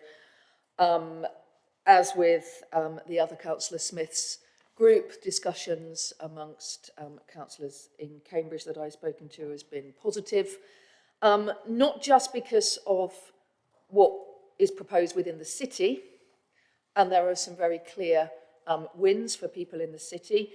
I know that residents living along Histon Road, for example, will be delighted to see the consideration of a direct route restored to Addenbrooke's, and the exploration of a new orbital bus service to key destinations avoiding the city centre could well help to do something practical to reduce the congestion in the city that actually is significant not just for Cambridge residents, but for people who live in the wider area and come into Cambridge for work or study or leisure. But I think the key thing is that councillors are also very well aware of the transport needs across the region, the needs of rural transport, the needs of ending isolation, and also the importance of routes that maybe come into Cambridge but are there primarily to enhance the experiences of people who live outside of Cambridge. And I wanted particularly there to highlight the proposed new service between Soham and Cambridge, which is under the East Cambridgeshire list, but brings in places like Burwell, Swaffham Prior, Swaffham Bulbeck, Bottisham, potentially doing something quite transformational for the young people who are studying at the colleges in Cambridge, who have no choice broadly but to travel into those colleges, but are really struggling at the moment with finding a public transport option. There are some really clear wins for people and for the young people there. And I know from my time teaching in a sixth form college just how many young people are learning to drive on private land prior to age 16 and taking their driving test the second they can and having somehow to find money for a car because they need to be able to get into college. Things like this start to help, and I think that's extremely important. Now, I just want to do a quick check if there's any more questions, because I rather suspect we may have had the length of debate on this one. So what I'm going to do now is I'm going to switch it around this time. I'm going to pass to officers to see if they have any technical comments first. Then I'm going to pass to Mayor Nick for any closing comments he would like to make. So officers first, please. I think from my perspective, there are no technical questions or technical issues that we haven't discussed as part of the question. If colleagues wish to, if the board wish to ask me any further questions, always delighted to answer those. Yeah, just to come back on the 7A, and thanks for the feedback. We have been in close dialogue with local members around the 7A, and will continue to be. There are no final decisions on what the integrated set of services might look like just yet. We are working towards them and will involve and discuss with local members in the coming weeks. The opportunity with home to school transport is there is a saving potentially if there's a home to school transport service that isn't required, because students are able to use a scheduled bus service or a subsidised bus service. And the negotiations could be around a day rate that the combined authority is able to secure, but also the increased fare revenue that would be on those buses coming from students. So there is a real potential win. There's a lot more that we can be looking at in home to school transport, but I think what we've got is the opportunity in that part of the area is an early one that we can bring forward this year. Thank you, Menik. Well, first of all, I wanted to acknowledge you for chairing the debate so well, Deputy Chair. I also want to say a big thank you to all members of the board for the contributions. Some probing questions there, some real thoughts and heartfelt comments about how important public transport is, but also how we deal and deliver improvements at a time where it's difficult for all of us. Going back to what was just said there about the idea of by the combined authority working together across our different representative organisations and delivering improvements by particularly focusing on home to school transport, but to also acknowledge Councillor Bailey's point, one I absolutely recognise, a challenge that there are other public bodies who spend an awful lot on public transport, and maybe we should be clearly working more collaboratively with them. I know, John, you're hearing that, and I could see you nodding at the same time. I would take that as really as an action point, really. I recognise it. It's absolutely on the money. Not always so easy, maybe, to transport people with health conditions, sometimes quite significant health conditions, compared to maybe sort of large numbers of school children, but it shouldn't mean that we shouldn't be looking at it. So yeah, look, I said a lot at the start of the meeting about kind of the outward impression for people looking in of the ability to work together. I want to thank everybody for the manner the debate's been conducted in. I think, it's been very healthy, and I'm grateful for those who are clear with their support, and I appreciate all of the efforts for everybody. And also, just to finally remember, and I've said it many times, the hard work that the officers have gone in preparing this, both from a financial point of view, but also kind of linking that to the actual what's on the table and around the transport team. Thank you. Thank you, and I also want to add my thanks to everyone for a very positive and kind of mutually respectful debate. I think that's been very good, very helpful. Also, thank you to the officers who have answered a lot of questions, and we're grateful for your technical input on that. Now, I'm going to, in a second, ask Mayor Nick to move the recommendations, but what I want to do first, this is unusual, is I will read out the recommendations, because I think with something of this importance, it's important that everyone watching on the public feed can hear exactly what we're voting on. So the lights seem to be dimming rather. I don't know if there's anything we can do about that. We're kind of, look as though we're going to be plunged into darkness any minute. Yes, we're going to do that thing, aren't we? So the report has, thank you, the report has 4 recommendations. A, to note the proposed mayoral budget for 2024 to 25, including the proposal to increase the precept by £24 per annum to £36 per annum for a Band D property, and to provide comments to the Mayor regarding the proposed mayoral budget. B, to approve the draft mayoral budget, including the proposed mayoral precept noted above. C, to note the proposed routes to be funded by the proposed precept and the process by which these routes will be finalised and approved. And D, delegate minor changes to the Mayor's budget due to finalisation of council tax base figures to the Executive Director of Resources and Performance. And just to note at this point that the key voters here are the voters from the constituent councils. It will require basically, it will pass unless at least 2/3 of the members of the board from constituent councils vote against it. So it's a slightly different voting rule to the voting rules that we have for other things. So who will be moving the recommendations? Mayor Nick will be moving the recommendations. I am happy to second. Right, and this will be a recorded vote. So I will need to go round in turn. Yeah? And I will go around constituent councils, is that correct? Yeah. Okay, so I will vote first. Anna Smith in favour. Councillor Farouk. Councillor Nessinger. Edna, you don't get a vote, I'm afraid, on this one. Councillor Smith. Councillor Comboy. Mayor Nick, also, I believe you don't get a vote, but I'm seeing your hand here anyway. And then it's constituent councils are the core on this one, Councillor Bailey. So, Councillor Bailey. Against. Okay, so I believe those are the votes that I need to record. That is carried 5 in favour and 1 against, which gives us the requisite 2/3. So that is carried. Thank you. I think there will now be a short pause. Do we need a comfort break? Yeah, I'm getting some nods for a comfort break. Mayor Nick, are you happy with a quick 10-minute break at this point?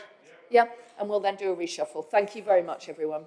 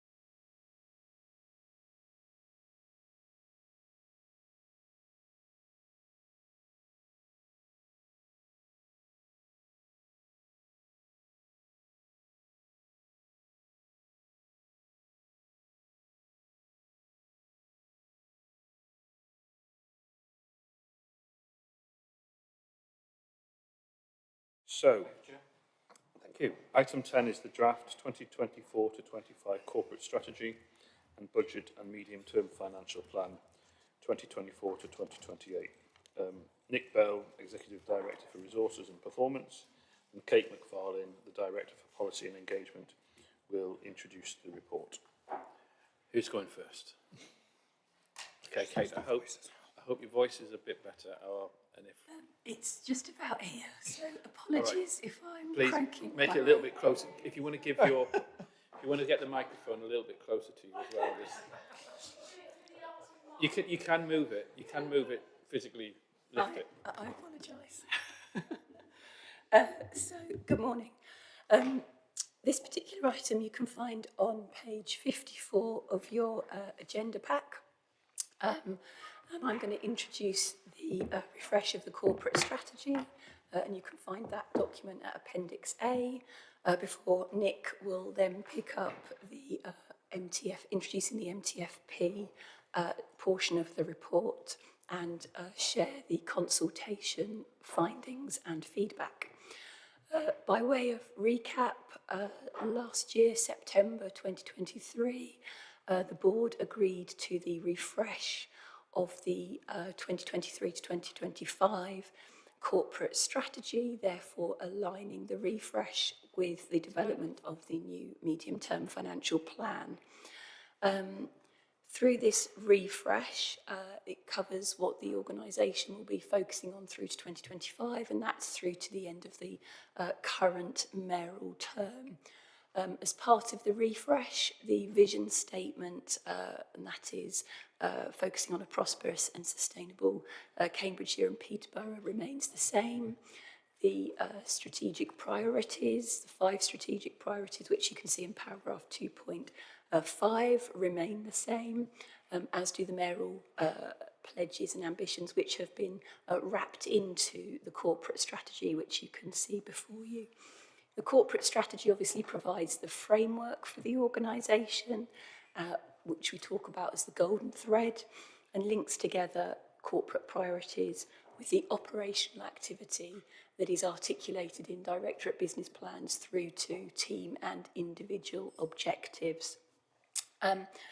As you will be aware, as part of the refresh of the corporate strategy, we have sought to undertake a review of activity delivered so far this financial year. We have undertaken a PESL, so looking at the political, economic, social, technological, legal and environmental factors that we need to consider. And we have specifically sought to reframe the corporate strategy, so ensuring it's more accessible, ensuring it better describes what we are focusing on, what we'll be delivering, and what success will look like. I think we recognise there is more that we can do as we move forward as an organisation to continue to sharpen kind of those targets and those measures. And that is part of the work that we're doing on the performance framework and that journey there. As mentioned, it has wrapped in the mayoral ambitions. We've also specifically sought feedback from organisations such as the Equality and Human Rights Commission to make sure that we're really dialing up that inequalities focus. In terms of feedback and input into the corporate strategy, I would like to thank members of the board and senior officers in constituent councils for their constructive feedback, which we have sought to wrap into this version of the document that's presented before you. I would also just like to highlight that obviously pending any decisions that the board makes, or pending the decision that the board makes on the medium-term financial plan, we will, following this board meeting, then seek to just update the financial elements of the corporate strategy so that it absolutely reflects what's been discussed here today. Those are probably the headlines, and probably as much as my voice can take before I have a slurp of water. But I will now hand over to Nick Bell to introduce the medium-term financial plan.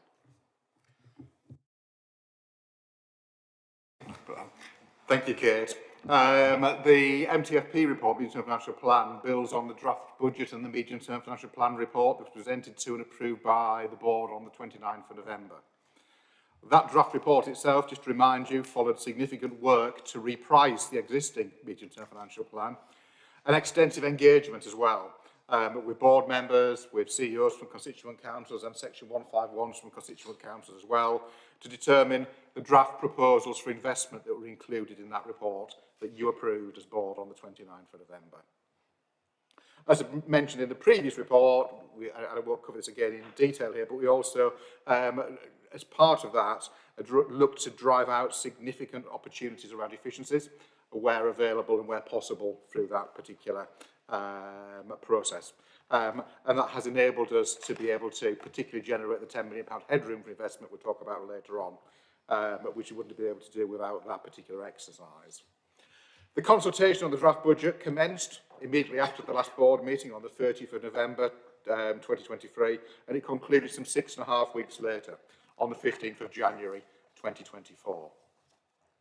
The process itself included extensive consultation with the public, with also opportunities for constituent councils to comment through engagement at the Leader Strategy meeting, the Chief Executive Group and the Section 151 Group, although constituent councils were not formally asked to respond in writing to the consultation.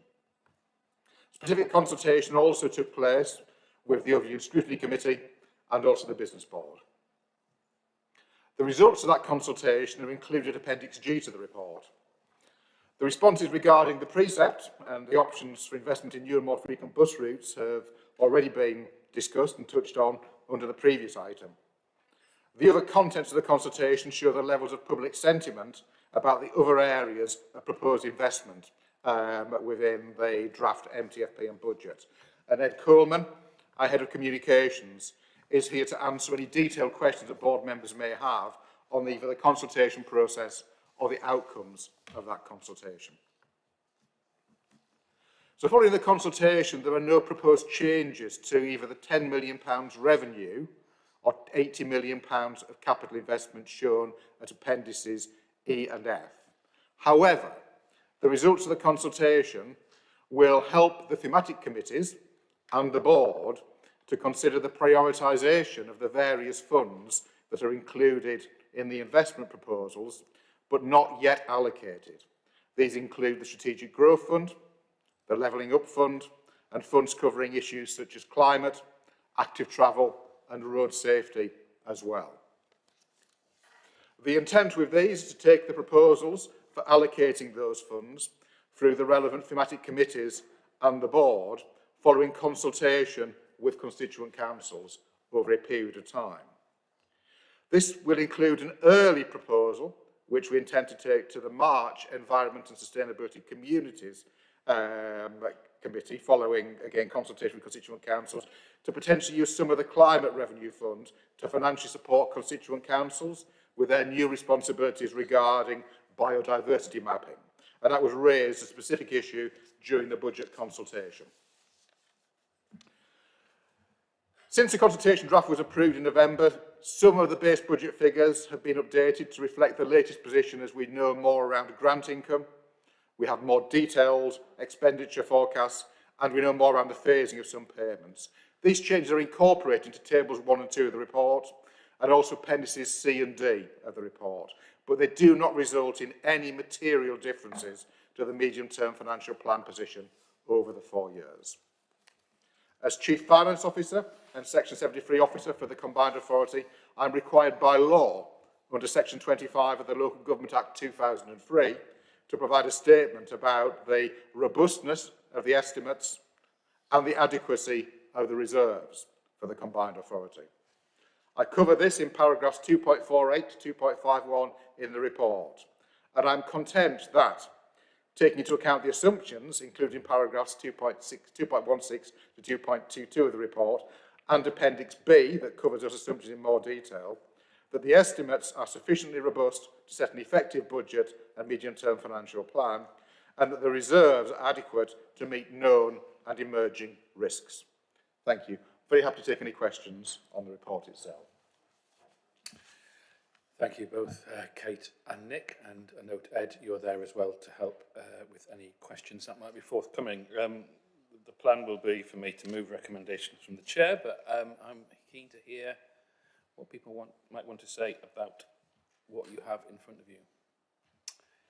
Anybody wants to indicate? I'll take Councillor Bridget-Smith.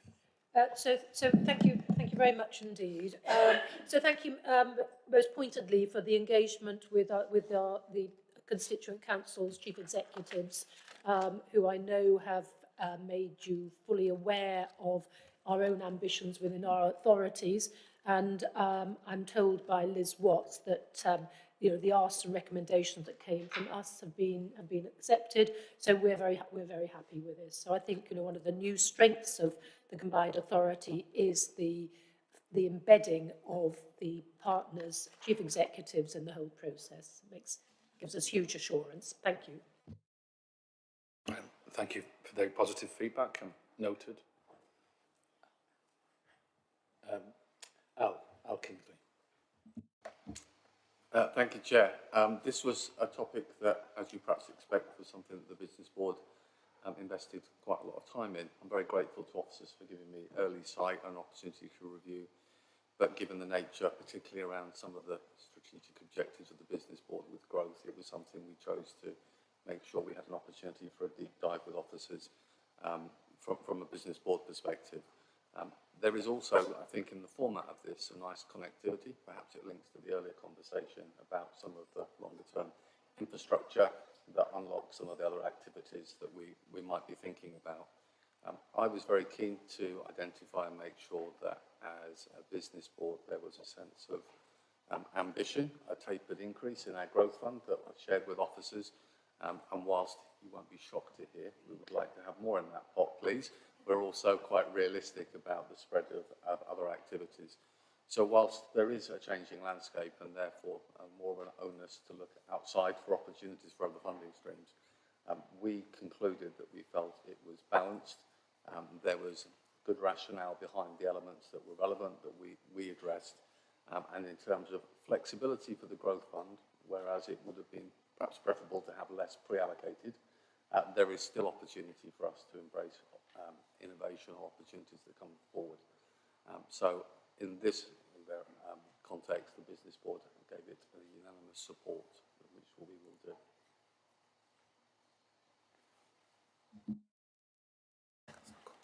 do. Councillor Comboy, Sarah. Thank you very much. I just wanted to say thank you for the work that was done specifically on the corporate plan and picking up some of those elements that we'd raised. We are focused on the fact that we want to be able to talk about the benefits of the authority overall and all the things we are doing across all of our individual partnerships. And I think that's really important. I think this speaks well to that collective ambition, and that actually that ambition is subtly and importantly different depending on where you're standing within the Cambridgeshire and Peterborough Authority, but there are lots of things that unite us and bring us together. And then looking at particularly at the corporate plan, that comes through. It's a live document. I'm sure Kate will not expect me to say anything other than that because she's worked with me before in a previous role. But I think it speaks volumes about where we're going and what we're trying to achieve. I do know from personal experience that others will look at this and it will be, if you like, our shop window on the world. So I think it's a really good, sound sort of explanation of what we do collectively and the MTFS and how that all fits together. And I think it's a really clear articulation, but I'm looking forward to continuing to develop those discussions.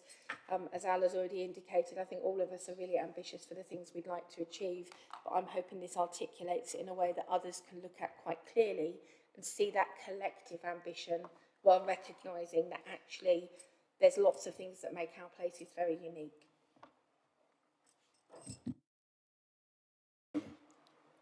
I'm going to actually haven't spoken before. So John, do you want to come in from the ICB? Yeah, thank you, Chair.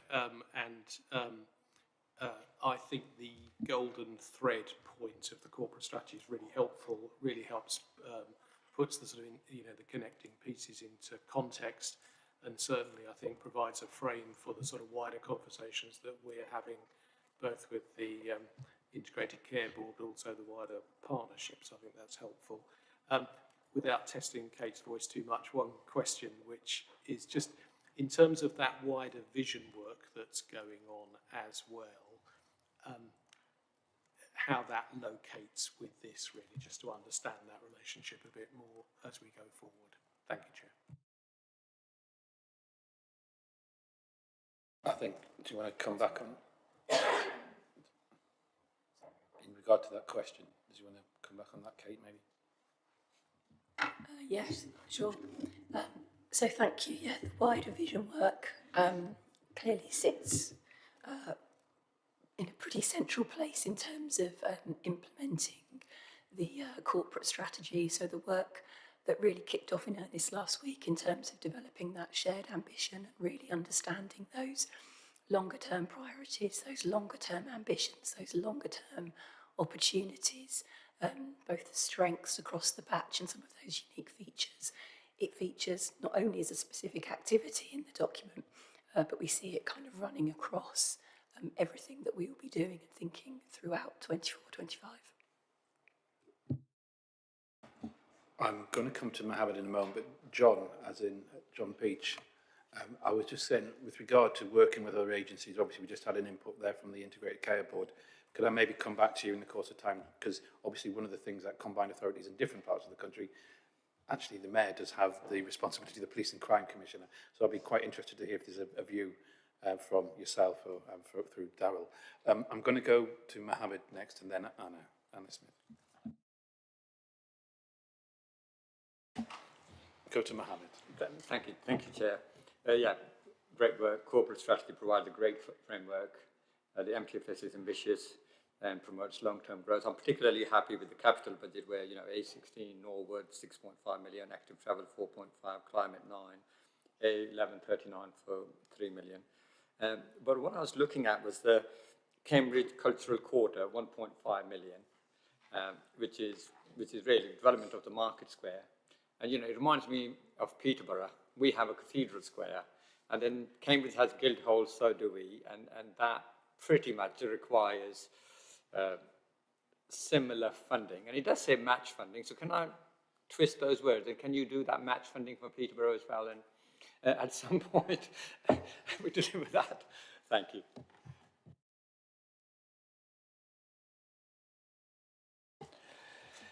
That's a finance question, I think. Do you want to come back on that, Nick, at the moment? Obviously, we've set the budget. Yes, but if I may come back to where I started talking about some of those funds that yet to be allocated, particularly I think either the Strategic Growth Fund or the Levelling Up Fund, I think either of those may be issues that we'd be happy to consider comments and proposals from constituent councils, as we said, in the allocation of those through the thematic committees and the boards. We will look to ensure that they're linked to our key strategic priorities, which are defined in the corporate plan. And we will consult widely on that one. So if there is an issue, in particular related to that from Peterborough, I'm sure that myself and colleagues will be delighted to understand that and take that forward for consideration. And I would sort of just come back as an observation. You know, we've been, you know, I visited myself. I realised the potential ambition that Peterborough as a city has around the cultural ask. It's actually one of the driving mayoral ambitions for the whole of the area. Yes, it may be that on this occasion, with regard to the budget, sort of Cambridge City is sort of ahead of the game on this one. But you know what, this sort of richness that we have in the sense of identity of what makes up our smaller areas, but then the wider whole, and that sense of identity across Cambridge and Peterborough, and indeed, Kate could maybe speak to it in the course of time. I think we've got a cultural strategy paper coming to board in March, so the cultural strategy is for everyone, and I'm grateful for your suggestions there, Nick, about how that might land as we move forward. I'm going to come to Councillor Bailey, Anna, next. Thank you. I support the majority of the content of the corporate plan. It's obviously a high-level document, relatively, with mention of some in particular projects, but not everything, by necessity, no doubt. And I just want to say, I think the process this time round has been a massive improvement. You know, we've had past times where we've been trying to set our budget where it's just felt like bidding war bum fight, for want of a better phrase. And I feel like this has been a massive improvement. But I do think that we can do better, actually, on how we articulate how ideas and projects are fed in, because I still feel we're not really there, and you know, it didn't feel like an invitation for projects either. So, you know, I'm still keen to understand how we can do better in the future of how individual projects get fed in and how they get prioritised and what the process is for that, because it does sort of feel like, you know, officers mark the homework a bit and decide whether to put something in or not, or how or where to mention it. It must be quite difficult, I think, for officers. And I think it's really unclear. And I think that's perhaps highlighted by the public question we had this morning about why isn't there more for active travel? And there isn't a huge mention of active travel in the corporate plan either. So I think we have made vast improvements. It feels a lot better this year. But I think there's more that we can do to make that more understandable about how we go about that. There's not a lot for me in it generally about inequalities and levelling up. I know it's there as a phrase in the corporate plan, but the actions don't really seem to speak to that and really deliver on that. And I'm very keen to understand how we can measure that and how we will measure that and hold ourselves to account on it.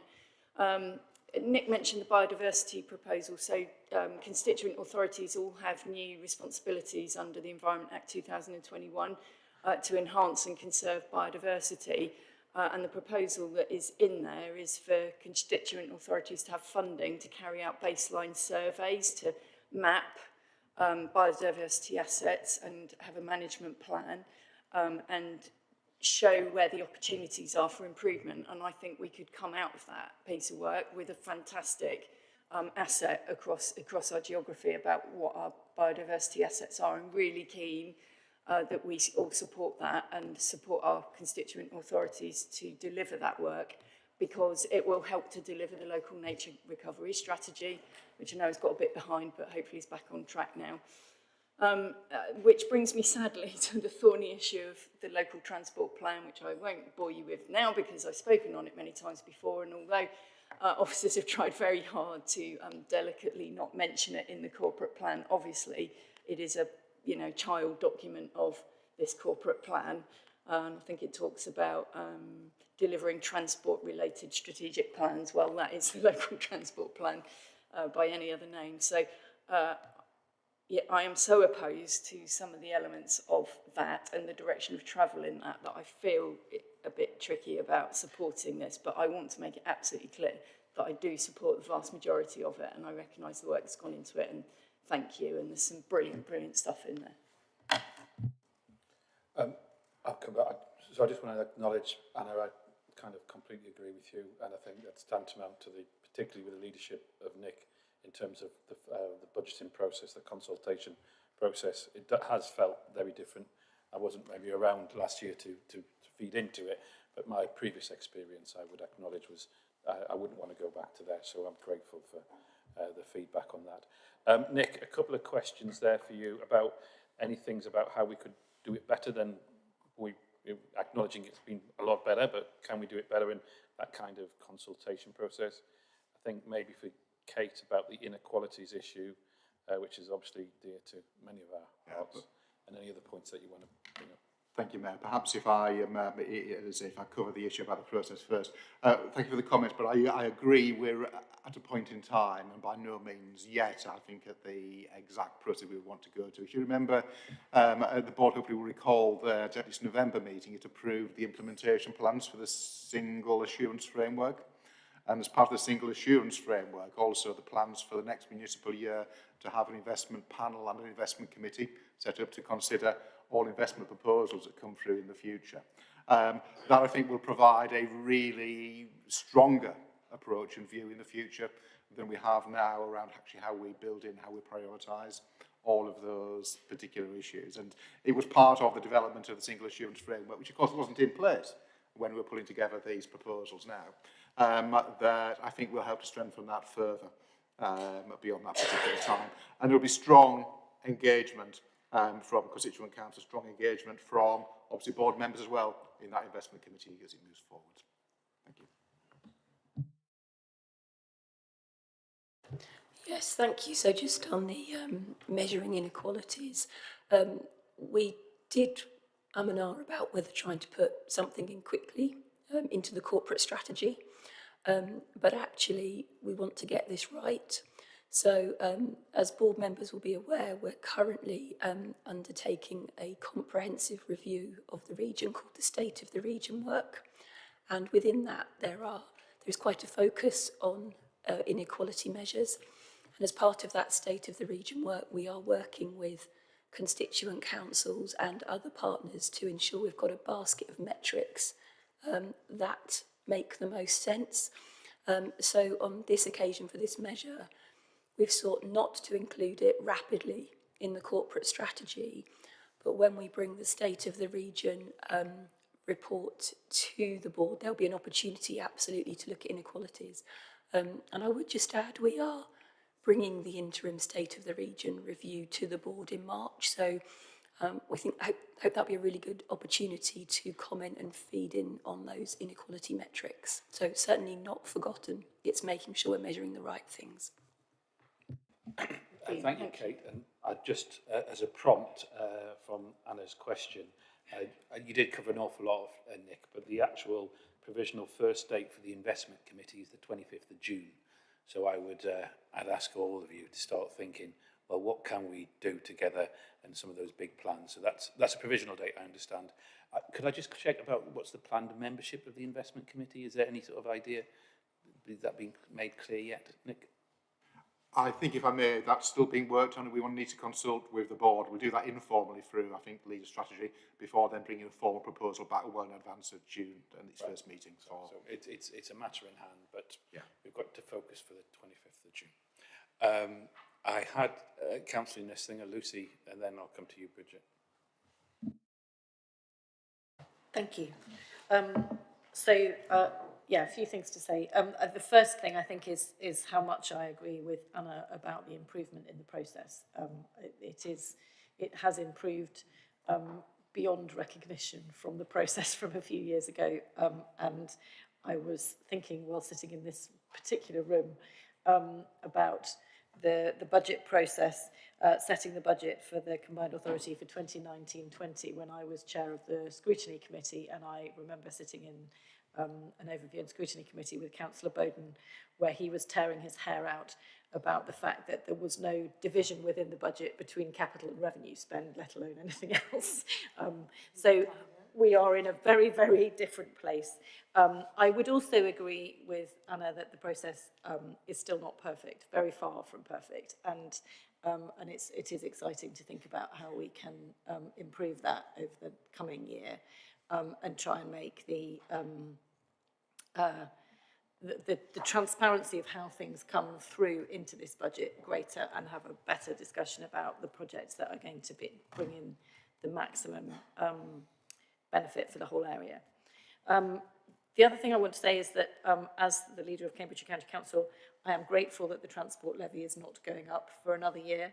I know that it is a key part of the funding for the Combined Authority, but given that that comes straight out of the County Council's coffers, and they are very, very stretched this year, given the pressures that we are under to support the increase in the national living wage, that is a huge benefit for us, that levy hasn't changed again this year. We'll see what happens next year, but thank you for that for this year.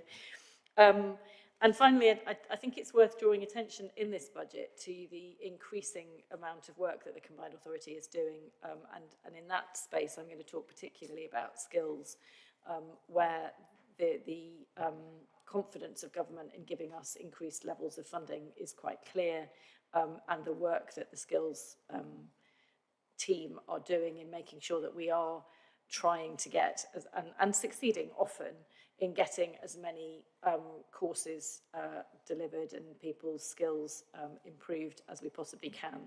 I think that it's been a very difficult, the last couple of years have been a very difficult space for predicting and managing the skills budget, because money has come in short-term chunks, and we haven't always been brilliant at predicting how we were going to be spending it.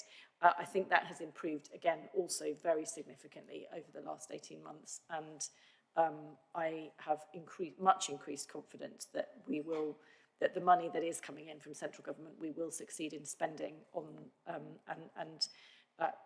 making sure that we improve the skills of residents in Cambridgeshire, which then enables them to apply for better jobs and improve their family circumstances. So it's the growth in that budget is really important, and I hope it will continue. Thank you. Bridget, I know I said I was going to come to you, but actually Anna had put her hand up earlier. So Anna, do you want to, Anna Smith, Councillor Smith. I'll be extremely brief. First of all, I want to echo what others have said around the huge improvements in process over 2 years. I saw improvements last year. I think we've seen improvements again. I wanted to acknowledge the way in which the budget has been put together so effectively around the long-term vision and our strategic priorities. This feels very much as a full budget rather than simply a list of kind of a wish list. There's some really super pieces in here, but people have alerted us to that already, so that's all I wish to say, and thank the officers for their work. Thank you, Anna. Bridget, Councillor Smith. So, sorry, a very specific question relating to page 95, where we say that in 24-25 we're going to develop a new equality, diversity and inclusion strategy. The financial settlement notice from the Minister cited EDI as something that the government wanted dropping from local authorities, I presume as part of the sort of anti-wokery agenda. Is that going to have any impact on our ability to continue this important piece of work, please? Well, I'll make a mayoral commitment to making sure that we are the very best at equality, diversity and inclusion, but I will ask my officers to say how will we maintain being the very best across the United Kingdom. You start. Thank you. No, I'm just going to comment because obviously it covers wider than human resources in terms of the EDI, I think, but it's a significant aspect of that in relation to human resources. Of course, we absolutely are committed to taking that forward and to continuing to ensure that we are meeting our requirements under both legislation and indeed wider best practice around those individual areas. From an officer perspective, we'll be taking various options and reports through to our HR committee over the course of the next 6 months in relation to that. And if I can just add to that, I mean, Nick's talk from a kind of an HR perspective, it's also about ensuring, we want to just ensure that we're really focusing on the services that we deliver and that we're really targeting those learners that we should be, for example, in the skills agenda, targeting learners that we ought to be targeting in the right places at the right time. Which to some point goes back to Councillor Bailey's point about making sure that inequality or equality, depending how we badge it up, is well measured, and we measure ourselves against it. So, thank you. Oh, sorry, I've got a legal answer coming in. So you've obviously pinged the legal officer there. Do you want to come in, Edwina? Yeah, I was just to quickly say that I believe the recommendations from Gov are sort of guidance.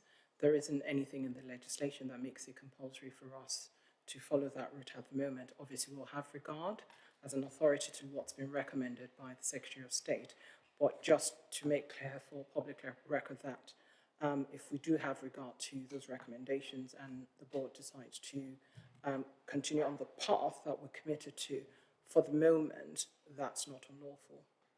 I'm very pleased to hear that. Thank you. I'm minded that I did ping John earlier on with regard to a question directly to him. I know that's not the way it normally works, but John, I wondered if you could make any comments from a Police and Crime Commissioner point of view.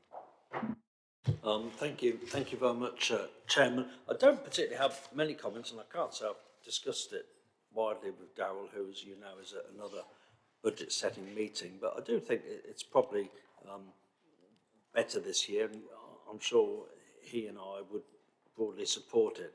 A lot of local government stuff he usually defers to me, being a former county councillor and unitary authority councillor, and I do feel that everything we do is difficult because wherever you look in our area, it's a sparsity of the population and the rural nature. Even Cambridge City and Peterborough City are not big cities. So I think given the resources we've got, and as I say, the sparsity of the area and what we're trying to do, generally and broadly, I would support. Thank you very much, Chairman. Thank you. I'm pretty sure I think everybody's spoken, possibly not Edna. I don't know if you wanted to say any final thing. Okay. Well, within that in mind, I'm grateful for the officers giving their feedback. Ed, thank you for sitting there. I want to actually acknowledge the work that you did in terms of the kind of comms strategy and getting the kind of narrative. And we heard the voice of Cambridgeshire and Peterborough, which was very grateful to help feed into some of the kind of discussions we'd had as officers and as members. With that in mind, I'm going to suggest that I myself will move the recommendation as the chair, and I would like a second if that's possible. I'll happily take that from Councillor Smith, Deputy.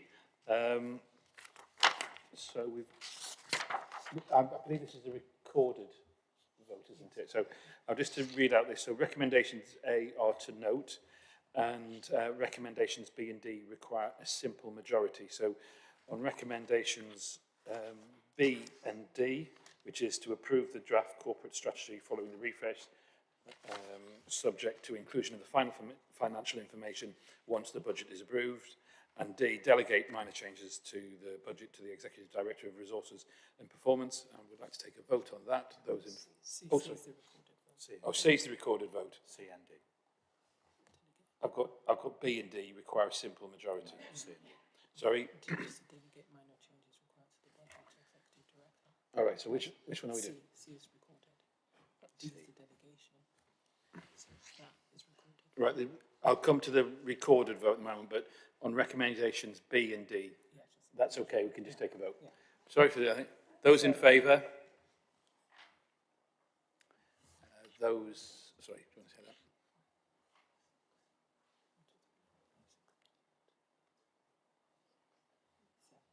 Those against, and those abstaining. Okay, so that is passed by a majority. And then that leads us to the recommendation C, which is to approve the draft budget for 24 to 25. So am I on D now? Yeah. C, sorry. C.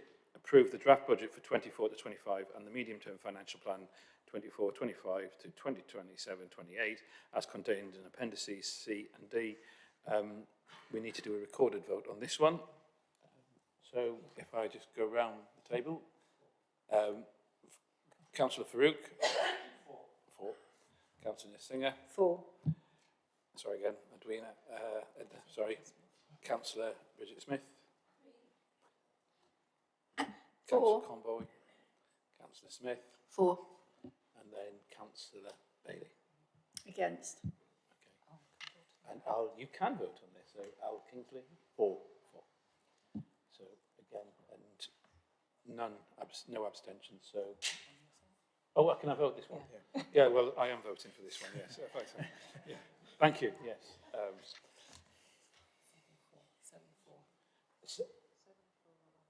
7-4, one against. Okay.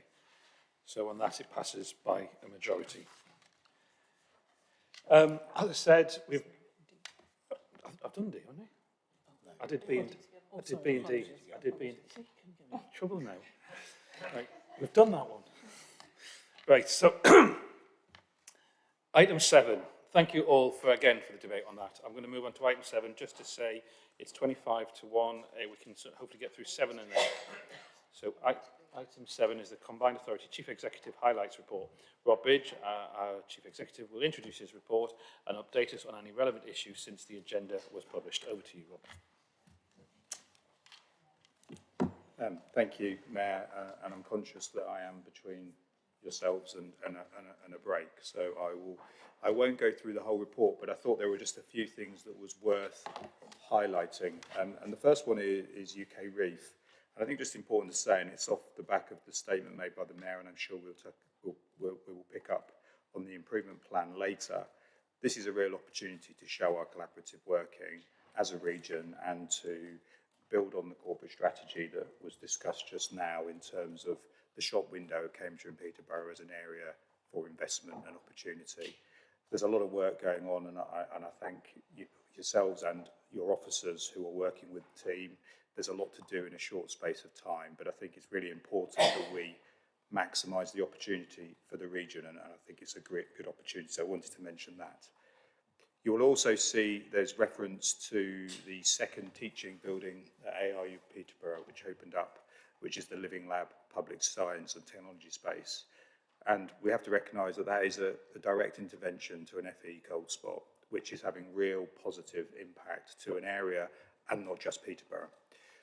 And it is beginning to allow people who may not have been able to go to a university in that area actually be able to. And I think that's a great testament to not just the Combined Authority, but to other partners who've made sure that that has been delivered through working with government as well, in terms of delivering a really important FE provision to build on what we have across the whole of Cambridgeshire and Peterborough.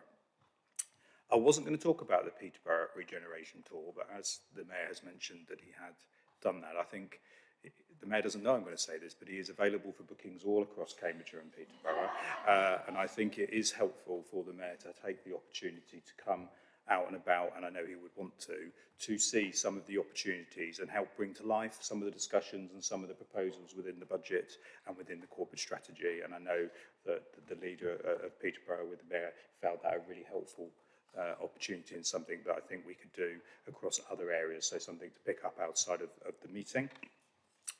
I also wanted to just talk about the skills agenda. And the adult education budget, Councillor Nessinger made reference to it earlier in the budget, but I think it's really important to note in here that we've just completed our external evaluation, and overall we are assessed to be using our powers effectively and embracing the flexibility to make sure we create new and innovative provision in the area. And I think that's really positive, and we will continue to do that. And I think it's really important to everybody that we do as much as we can to give skills and an opportunity to adult learners. I think then the last thing I wanted to touch on, particularly in here, and then happy to take any questions, a particular piece of work that I think is important to us all is the infrastructure delivery framework, and understanding where we may have some challenges, some blockages across the whole of Cambridge and Peterborough. We know that there is some interest from government in terms of the greater Cambridge area and some of the challenges we all know around water and connectivity issues, but actually we need to understand it for the whole region. And again, thank you to all of your officers who are working with the CPCA team to really get into the detail of that with Stantec, with a report that will come in the next month or so that starts to understand what we may need to do. And when I say we, I mean the royal we. I don't mean CPCA, about how we work together to address some of those challenges so we can deliver the sustainable growth and opportunities across the whole of the region. There are other things, obviously, within the report. I'm not going to talk about the best value notice here. I will touch on that in the improvement plan item, but I'm happy to take any questions on anything in the report. Thank you, Rob. Are there any questions or comments on the report? Councillor Smith-Bridger. Thank you. So picking up on the infrastructure delivery framework, what time frame are we looking for on that, and how extensive is it going to be? Because this is obviously very badly needed. I mean, I gave evidence a couple of weeks ago to the Energy Audit Committee at Westminster, which is the a big select committee about grid capacity, both energy out and energy in.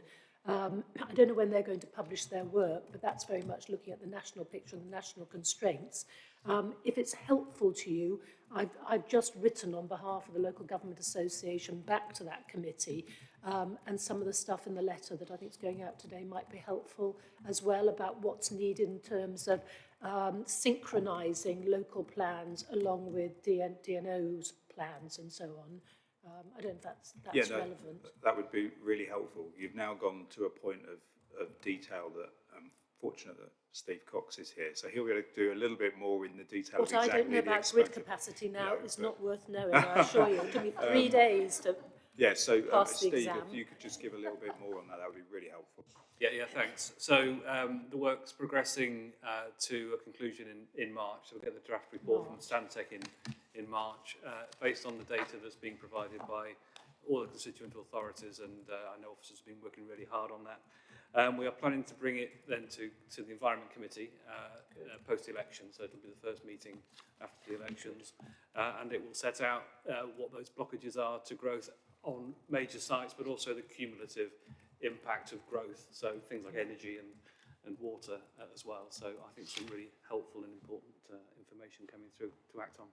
So can I come back? Yeah. So will it still, so as well as pointing out all the blockages and the problems, will it go as far as making suggestions for solutions as well? Yeah, definitely, and also indicative costings and who's responsible for helping deliver those. Okay, so quite a comprehensive piece of work. Good. Look forward to that.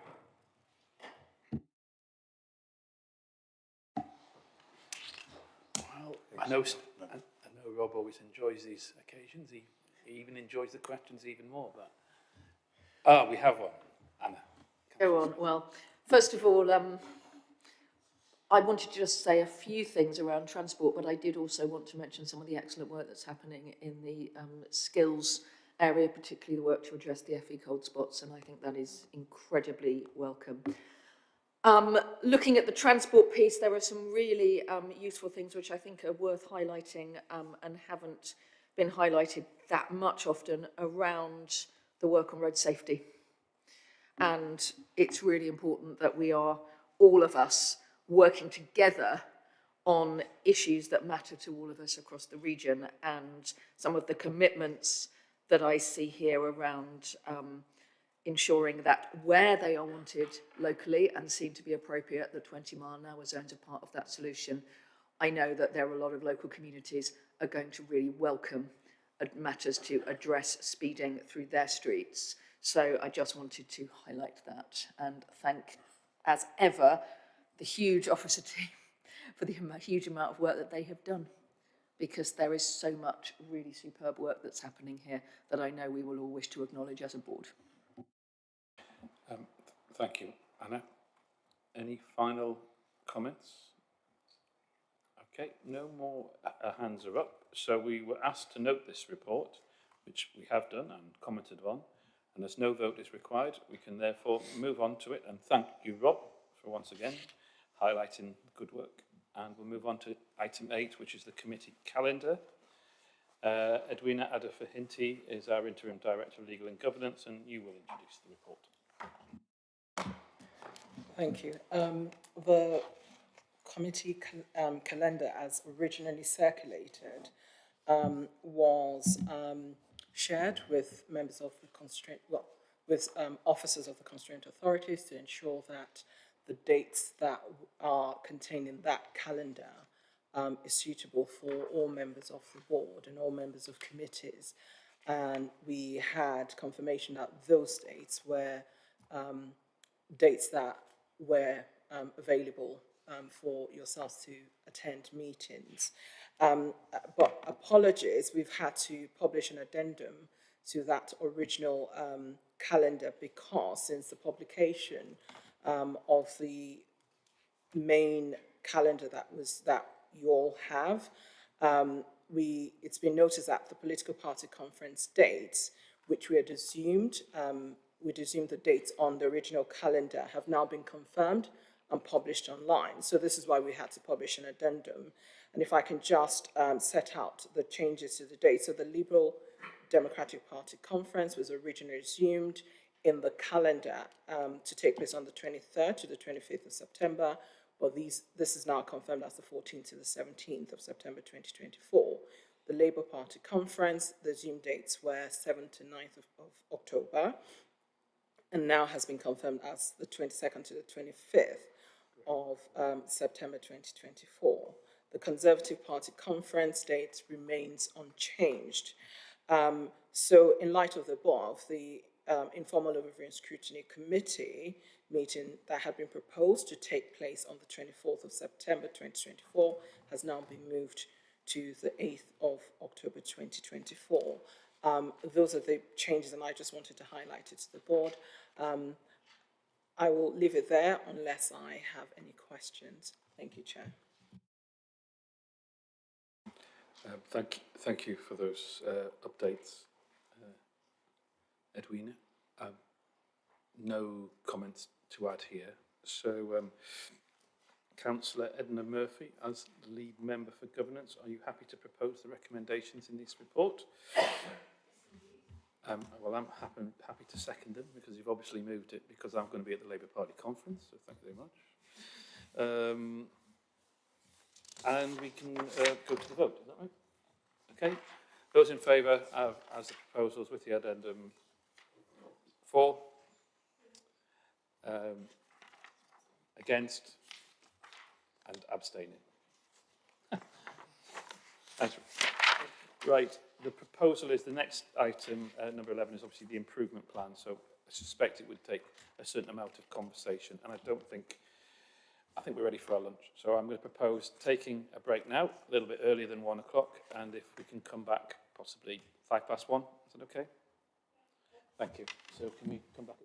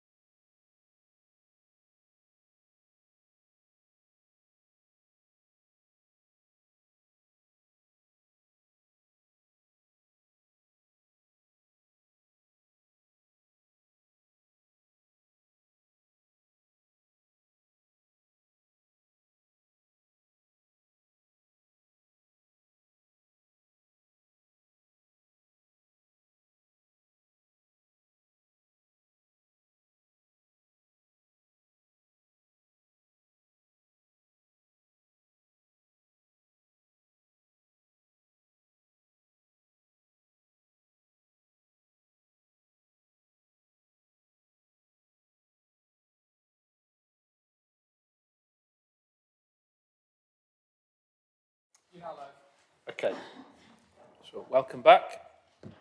Item 11 is the improvement plan update. But before going to Angela, following the publication of the revised best value notice yesterday, I'm inviting the Chief Executive, Rob Bridge, to say a few words. Thank you, Mayor. And I know at the beginning of the meeting, you touched on the reissuing and extension of the best value notice for a further 6 months. So I think as a starting point, you know, as an authority and as your Chief Exec, of course, I'm disappointed that we haven't quite got to where we hoped we would be. But I'm also realistic about the work we knew we had to do, and that was recognised by the fact that we were looking for the Improvement Board to stay in place for a further 12 months to help us be a continuing improving body. But I think what I was pleased was the recognition from DLUC for the work that staff have done in the last 12 months, and I know the Mayor made reference to it. And I'd say, you know, I've been with you now for 9 months nearly, and I've been so impressed, and I think, you know, from me, and I'm sure from you as a board, what staff have been doing to make sure the authority on behalf of everyone operates in a way that it should do. I think it's good that that has been recognised. From my perspective, I think we now need to work out what we do next, and Angela will talk a little bit more about that. I think the notice sets out where they would like us to focus on further, and there is things around how you embed and make sure that the strength of the organisation continues. The key message is about working together, and some of us had a conversation. It's around finding a common purpose. It's how you'll see other mayoral combined authorities successfully working with the government, where they work out their differences, potentially not in the public domain. It doesn't mean that you're not able to express differences, because you should do. You have different views, and that is the holy right. But I'm determined as your Chief Executive that with the staff and with all of you, we make a success and give the best opportunities to residents and businesses across Cambridge and Peterborough. But I just say that as Chief Exec. I say that as a resident, and I say that as a father of 2 kids who may stay and live in the area. I think somehow, over the coming months, we need to work that through and show DLUC where we have matured already and more that we can do. And I'll say that Friday, for colleagues who are able to join us for the session on shaping the future ambition and devolution, actually there was a real feeling of that progress, and I think we hopefully can build on that. So I think, you know, from my perspective, we have a session with staff tomorrow, which happens to be by coincidence, not by design, but I certainly will be focusing on thanking them, but also how we take forward the next 6 months and beyond. And then I think I'll hand over to Angela to talk a little bit about the report, but I think quite rightly more about what are the next steps.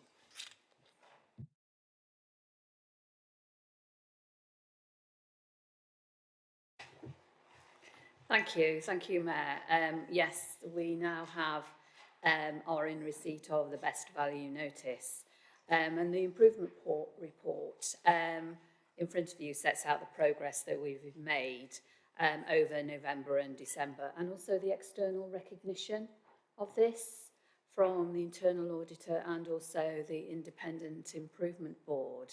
So, Mayor, what I would like to focus on today, as shared by the Chief Executive, is the transition from where we are now to reflect the identified focus in the best value notice received yesterday, but also the ongoing role of the Independent Improvement Board. And Chair, you will see, Mayor, you will see in the report already, we've started that thinking about that transition in paragraphs 2.10 and also 2.11. So, Mayor, I would just like to sort of bring up to date where we're at in terms of that. So, as the Chief Exec has shared, the letter that was received from the Minister yesterday we now have clarity on the continued areas of focus that we need to give, which is to continue and implement and embed the changes that were agreed by this board as part of the improvement plan back in May last year. That we continue to implement and monitor the cultural change across the organisation, both for officers and members. And the letter's clear that we need to have in place measurable outcomes. So that is something for us to consider. And also to commit through strong partnership working across officers and members, the development of our strategic priorities, aspirations for these, and also a credible delivery strategy. And alongside that, as you would expect, to continue with the Independent Improvement Board, making full use of its support. And I'll come back to that. And also to continue to engage regularly with the department. And as you would expect, we are already on that, and we'll continue to do that over the next weeks and indeed month. So I believe, Mayor and CA board members, that the direction that's been given supports our intention and what we have set out, which is to focus on embedding the changes and it to be recognised as this is how we work around here. And this is evidenced through the KPIs that we have through our regular reporting, performance reporting. So in paragraph 10, I set out for you what we thought we needed to do over February and March. And Mayor, I'd like to update the board on what we're already doing, both anticipation of the letter, but also in the progress that we started on yesterday, indeed in receipt of the letter. So we are already reviewing outstanding areas of concern and how they might be addressed. We are identifying the improvement activity that is agreed to have been delivered and there potentially can be closed down. We are going through, as we did at the end of phase 1, an exercise of learning from our approach to date, and therefore we can use this going forward, and identifying the areas of continuous improvement and how might they be embedded and sit within the revised 2024-25 Directorate Business Plans. We are identifying outcomes and how they might be measured, and also considering the ongoing governance by both the corporate management team but also the CA board in terms of its leadership monitoring but also reporting. And as set out in paragraph 2.11, we're already in discussions with the IIB, and it was a matter for discussion at the IIB meeting on the 16th of January, what its revised role might be to reflect those ongoing concerns and how we might best use their experience, their skills and their knowledge over this next period. And through March, Mayor, what we propose to do is to seek agreement at this board to the revised plan and approach, but we won't start then, we will start from today, and any revised role and remit for the improvement board in line with what we have set out. And this will be following discussions through, as you would expect, overview and scrutiny, audit and governance, and indeed the Independent Improvement Board. And during this period, we will also continue to work closely with colleagues from DULUC. Mayor, I'm happy to answer any questions on this element or indeed on the broader areas covered in the report. Thank you, Angela, and thank you for being so fleet of foot in regard to the circumstances of yesterday. Open to debate. I'll come to you, Councillor Conboy, Sarah. Thank you. I sort of feel obliged to comment, seeing as I'm the councillor who's picking up on devolution on behalf of all of us. I was disappointed to get the notice. I'll be really honest, that's my personal disappointment. But then I also reflect the journey we've been on. And actually, I'm more concerned about how staff read it, because, you know, actually, there's been so much hard work. so many really positive things. I wouldn't want anybody to be disheartened by that position and where we find ourselves. I came away from Friday's session being absolutely reassured there's more that unites us than divides us, but I'm also very clear that we do need democratic debate.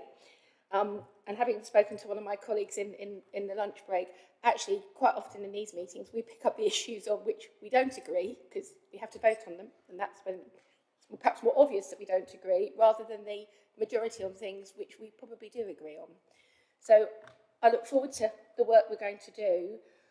I'm convinced that actually a lot of the things we're doing, it won't stop us doing a lot of those good things, but I am keen to get the devolution deal through for us, not me personally, but on collectively, because as Rob said, it's the impact it has to making each of our individual authorities across the whole of the authority as a completeness, combined authority, and the difference it really ought to be able to make to our residents, and that's the bit that keeps me focused. So I think as long as we keep that front and centre in everything we do, I think that's something that we will all agree on. But I would like those powers to come as quickly as possible, because based on some of the conversations on Friday and some of the other conversations that have preceded it, there's a lot of things we would like to be able to get on and move forward on, and we're rather impatient to do that. So I'm hoping my colleagues who are watching this from DLUC also hear that passion and commitment, because there is a commitment around this table to move forward, and there is a real ambition for our own areas, and actually collectively we could do really great things. So anxious to be able to move forward. Anna, I think you put your Councillor Smith. Thank you, and it's always good when we speak in a united way, and Councillor Conboy has to an extent taken the words out of my mouth. No, but that's great. That's it. That's, I think, hopefully what people want to see, that we are able to agree on the big issues like this. So I wanted just, I've got the notice in front of me, and I wanted to note the piece that says we acknowledge the steps that the CPCA has taken to address the serious issues at the authority, recognising the authority's progress in delivering its agreed improvement plan, reflecting in the progress made against that improvement plan, and like Councillor Conboy, I wanted to acknowledge the work that has been undertaken by the current team and members of the team who are no longer with us to get to this point. And I think that's a positive to see that in there, but I absolutely share that disappointment on behalf of staff to see that we are not out of that improvement notice, given the work that has happened there. I also wanted to note the section that says, whilst the Improvement Board continues to draw assurances from the work of the officer team, this needs to be matched by the action of the Combined Authority Board itself. And this is clearly extremely disappointing to read.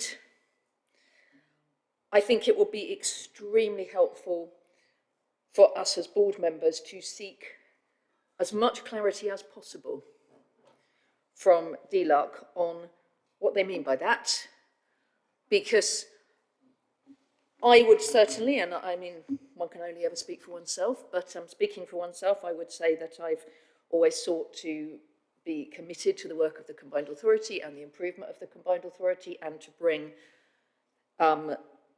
both members and officers at Cambridge City Council along on that journey as well. And I would certainly personally be very keen to know if there were things that I could do differently that would help move that along. And I would imagine I do speak for all of us when I say, tell us straight. If there are things that we as individuals could do better in the right forum, I think we should know. And I think that would be really helpful. So I know that as officers continue to speak with the DLUC team, I would be very keen that they're able to give us that level of clarity there, because this is really important. Something else that I just wanted to raise and to clarify, because there have been a couple of comments of going around in outside of these walls in the last couple of days, suggesting that we are not able to receive any more funding until the notice is lifted. Now, I notice here it says the authority may continue to receive and be awarded government funding whilst under this notice. So I just wanted to get absolute clarity that this does not affect our funding situation. That's a good point. Thank you, Anna. Rob wants just to comment on that. I mean, the letter is really clear in terms of the point that this doesn't stop us receiving. So I'll just read the paragraph. Whilst the authority may continue to receive and be awarded government funding whilst under this notice, which should emphasise that receipt of funding does not indicate the department's broader view of the performance of the authority. So they're making it clear that you know they've still got those best value notice concerns, but it doesn't mean we can't draw down funding. And obviously, some of those funding things aren't. You know, our pots are dependent on different things that we ask for, and we were talking about our education budgets earlier. As you know, we now are delivering the further net zero hub work on behalf of actually Greater Manchester and West Midlands. So that has not affected that position. If I may just come back to the 2 points that Councillor Smith also mentioned, we will clarify, and Angela may well touch on this, but we, you know, after yesterday and probably 3 meetings with DLUC officials, if not 4 in the last week, we do have some more coming to try and get into a bit more of the nuts and bolts of what we need to be doing, because I'm really clear, and I've been really clear to DLUC, that I want to make sure I am able to articulate to all of you exactly what they need to see so that in 6 months' time we have achieved that and we don't suddenly say, oh no, this is what we meant. I think the other point is, and I have been contacted by the Local Government Association today as well, who, as you know, have supported us previously. They have obviously been contacted as well to further support CPCA over the coming 6 months, and I will be picking up a conversation with our principal advisor very soon to see what more Local Government Association can do to support us over the coming months. Thank you, Rob. Al, you indicated to speak. Thank you, Chair. I did. Obviously, like everybody else, I was disappointed to receive the letter, but not entirely surprised. But I do think, and I'm reflecting from a business board perspective, there are always areas for development. I think over the last 5 to 6 months, whilst I've taken over the role, there has been a concerted effort to reach out to far more stakeholders across the space, from looking at everything from England's heartland to Oxcam to Cambridgeshire Head, Cambridgeshire, and a whole selection that we've started having regular communication and feedback with. Opportunity Peterborough, the new entity, talking to chief execs of different stakeholders on a regular basis. And with the best will in the world, nobody within the review process has reached out to me and said, could you give us a summary of how you've extended your partnership working? Now, that may be on me to have not shared that in a formal way, but if I look at the section where we have our green amber and we look at the first paragraph, which the project description is very explicit about how we are bridging local government, local area businesses and enabling us to function effectively.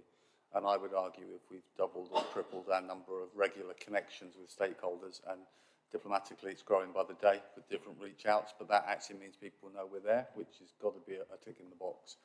I think we also need to be quite savvy in the sense that there may be even more that we're doing that we're just not sharing yet. And if we can find a way to do that effectively, then that's great. But I also think we do reflective practice is good, but we do have a habit in my short time on the board here to spend quite a lot of time looking backwards. And there's probably a point where we need to spend more time looking forwards, because we know the gaps. We need to work on achieving those and being really clear and consistent on them. And then that unlocks the opportunities for some of the bigger things we're planning. Fortunately, we've got a really good group of people here, so I'm sure we can do that. Thank you, Al. Anna, Councillor Bailey. Thank you. I wasn't that surprised to receive the letter, really, although I had heard that there were hopes of it being lifted, but I wasn't that surprised. I think we're still very much in the early stages of our work. I think there's been a lot of issues to address. I feel like all the bits of paper and the right documents and the right frameworks are in place, but I don't feel like the working relationships are. And I think that's basically what the best value notice says, really. For me, transparency and accountability matter, and I don't feel we've had that. It continues. I know that people want to move on. But for many people, people raise it with me regularly, it continues to be a boiling issue, and I cannot for the life of me understand why taxpayers of our area are not allowed to know what the Mayor has apologised for and what they've paid over £1.1 million clearing up the mess of.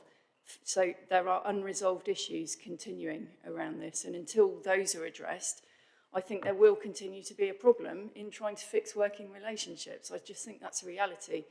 And to me, it's an unacceptable position for an organisation that says, you know, it holds itself to account with openness, transparency and accountability. And I don't think there's been any of that. I do agree that in public, I think it must seem that we never agree, and actually that's absolutely not the case. I think the vast majority of things we do agree on, but the airtime gets spent on the things that we don't agree on, and so the public face of how we must seem to people that decide to tune in and watch our meetings, you know, must look very squabbly and adversarial, and actually I don't think that is the reality. So that's where I am, but I do think there are still things that need to be unaddressed, and people aren't hearing that because they don't want to. Councillor Smith, Bridget. Thank you. I've got a few points. So the timing of this announcement, it's perfectly obvious that some people knew about it before we as the board members did, because there was stuff on social media, some of it highly misleading and erroneous. I think that shows a lack of respect for us, coming from government, really. That, you know, the timing, that, you know, it's not right that we as board members should learn about something so critical on somebody else's social media page. So I think we need to have that conversation with government about treating us with respect, and then that will engender further respect. I really, you know, everything that I see from the efforts of our staff, it looks completely different to the way it did 3 years ago, 4, 5 years ago, 6 years ago when I first arrived here. You know, it's a different staff, there's a different focus, there's a different level of commitment, there's a buzz and an engagement. You have to question how much more can you ask people to do, when actually my impression is they're giving their all at the moment to make this organisation a success. So as picking up on Councillor Conboy and Councillor Smith's point, you know, I'm very mindful about the impact that this has on our staff. Speaking as somebody who has a best value notice and is acutely aware that it has an impact on our staff, it isn't just about politics. Actually, this denigrates the work that people are doing, you know, who are highly committed to an organisation. So it's damaging to staff morale. So I'm very concerned about that. One of my questions is, I'd like to understand how successful the engagement between board members and the IIB has been. I know some of their meetings have been very difficult to get to because there's been quite short time frames, but does the IIB, is it satisfied with the level of board member engagement with them? You talked at the beginning about needing cultural change at board level. How does one measure cultural change at board level? Because, you know, you said in the introduction, Rob said in the introduction, you know, about measurables. How do we anticipate measuring that? Because that seems to be fundamental to this. I support what Councillor Smith has said. You know, we're grown-ups here. I can cope with people telling me what my failings are, and I need it, as a northerner, I need it spelled out to me in words of one syllable. I can't read between the lines. And if I'm failing somewhere, if my conduct is not appropriate, I need to be told, and then I will sort it out. So I think we have to be grown-ups, and we have to face up to that, and there needs to be some difficult conversations happening. I'm very pleased to hear that the LGA have reached out. I declare an interest as a board member of the LGA, and I would highly recommend their support. I have done in the past, and I think it provides a sort of independence and expertise, which I think can only work in our favour.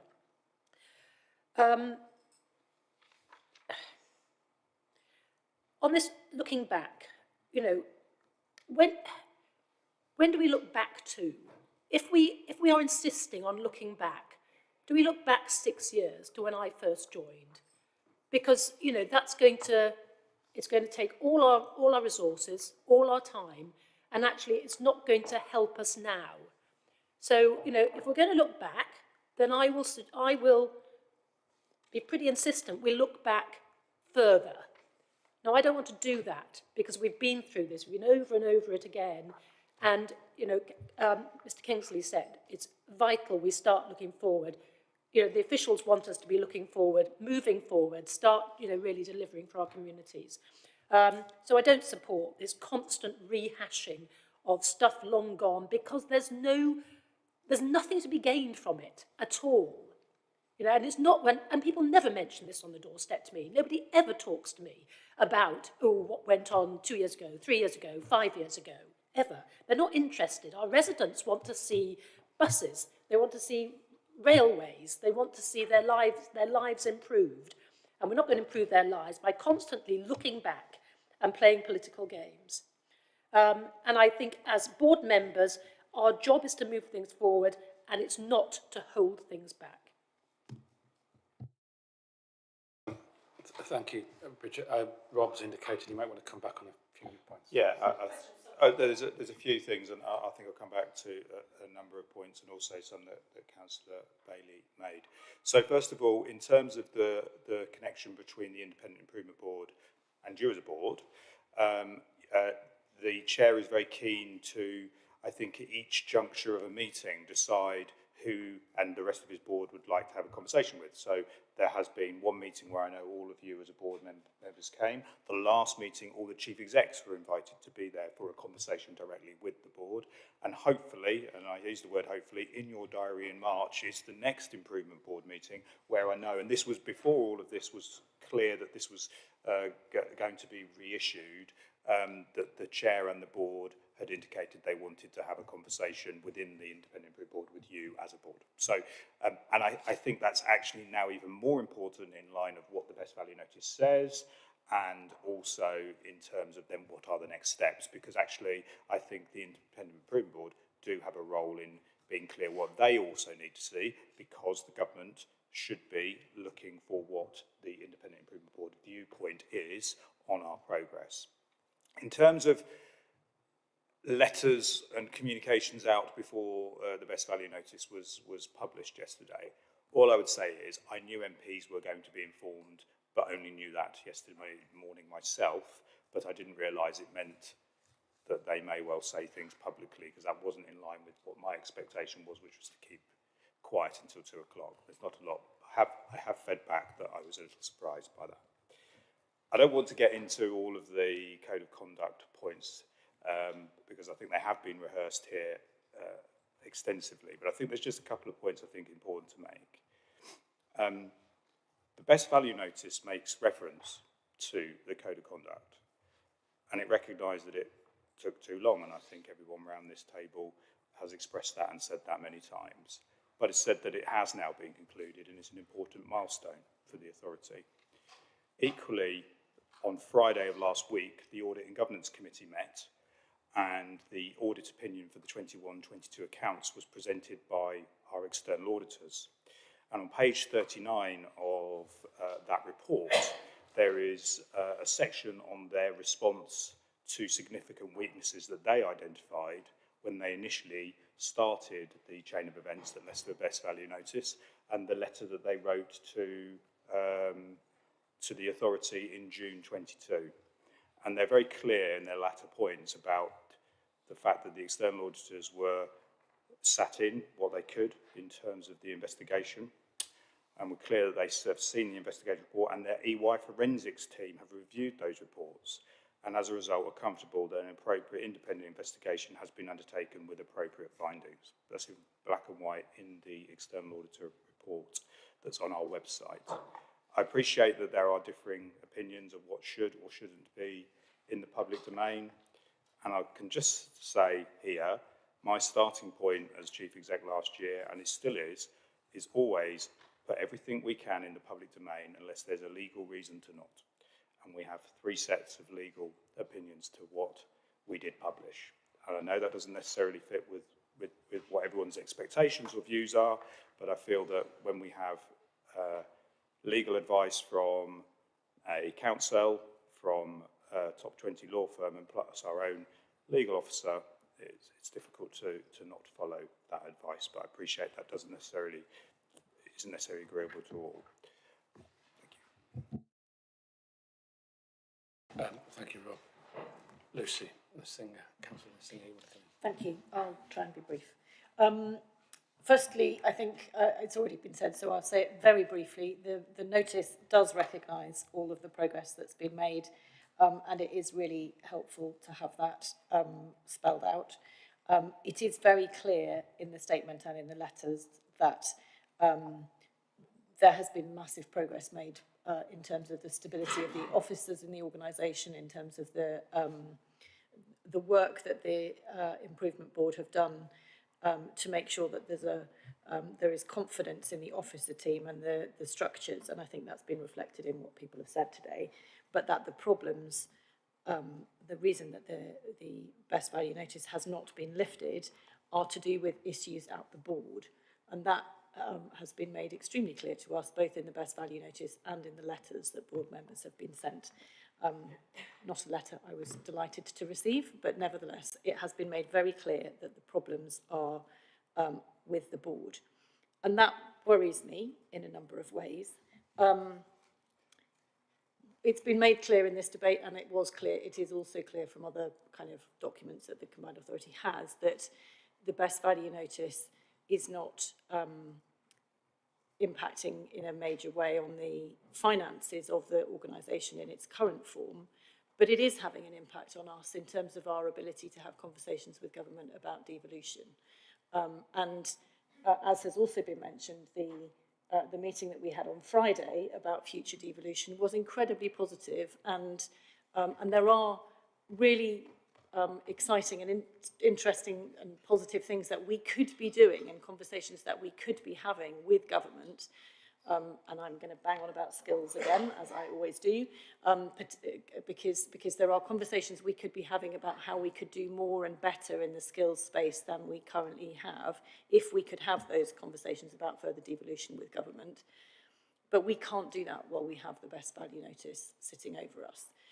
And my big worry here is that government are asking for something which is not necessarily in the power of any of us to dictate, or anything that the Improvement Board can do.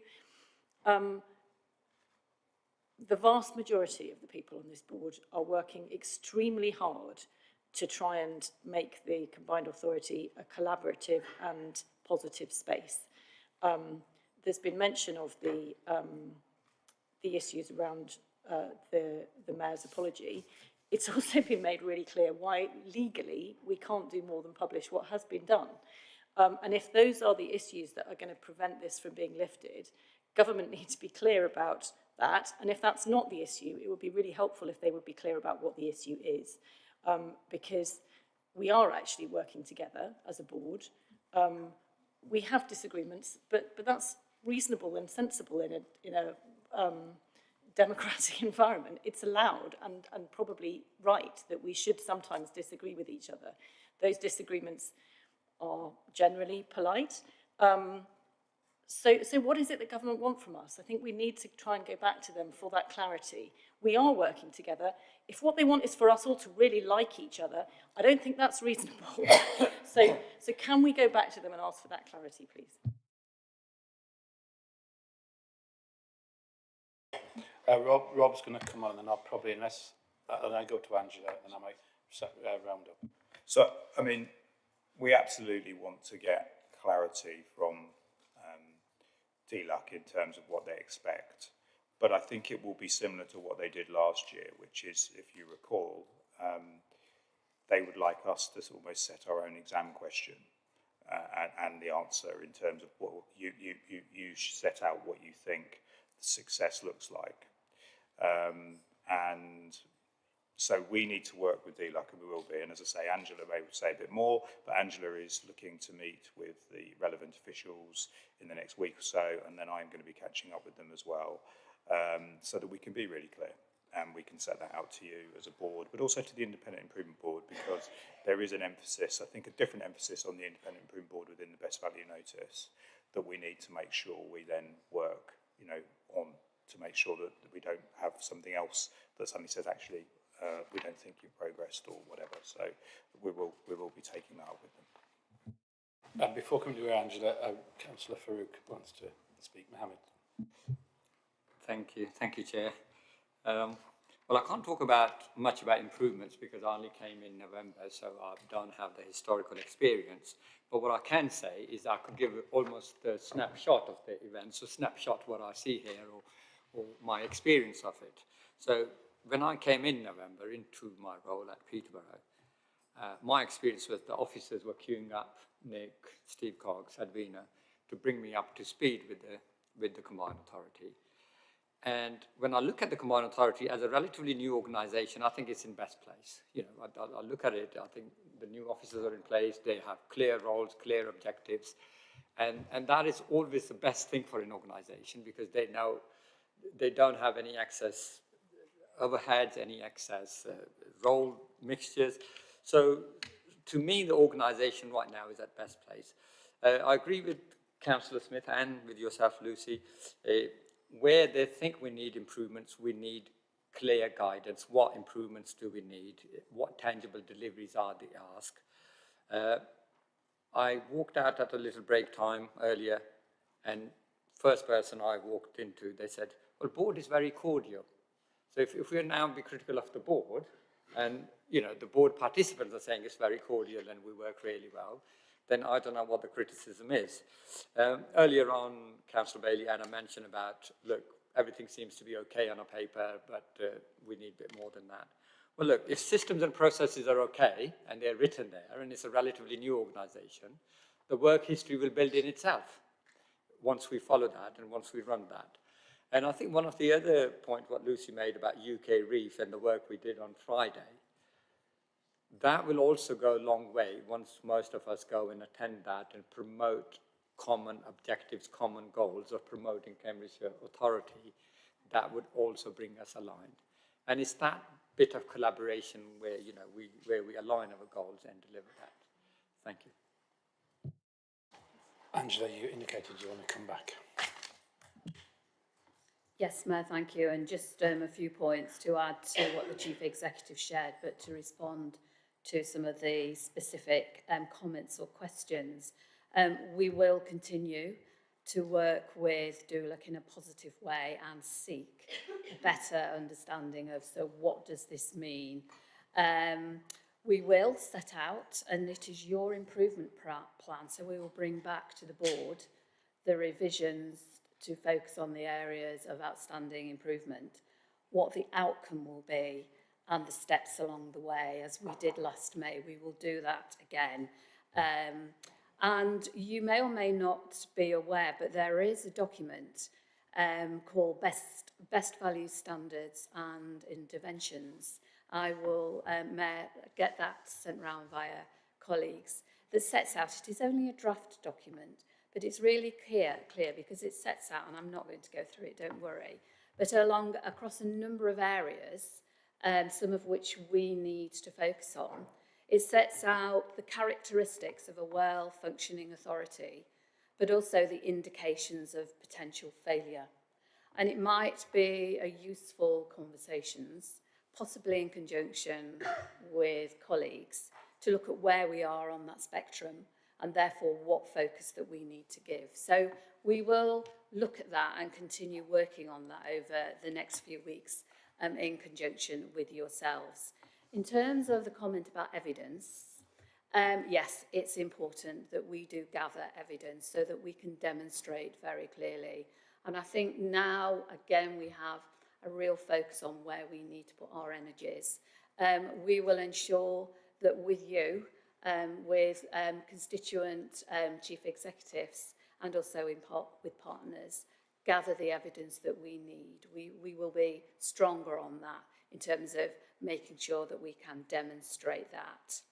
In terms of the question on culture, and what does this mean and how do we measure it, we have our values and behaviours that this board agreed last January, and I think that is very clear in terms of for both officers and CA board members, what it is, how we should behave, and so I think that is a good test and start in terms of is this how we operate, and is this how people see this?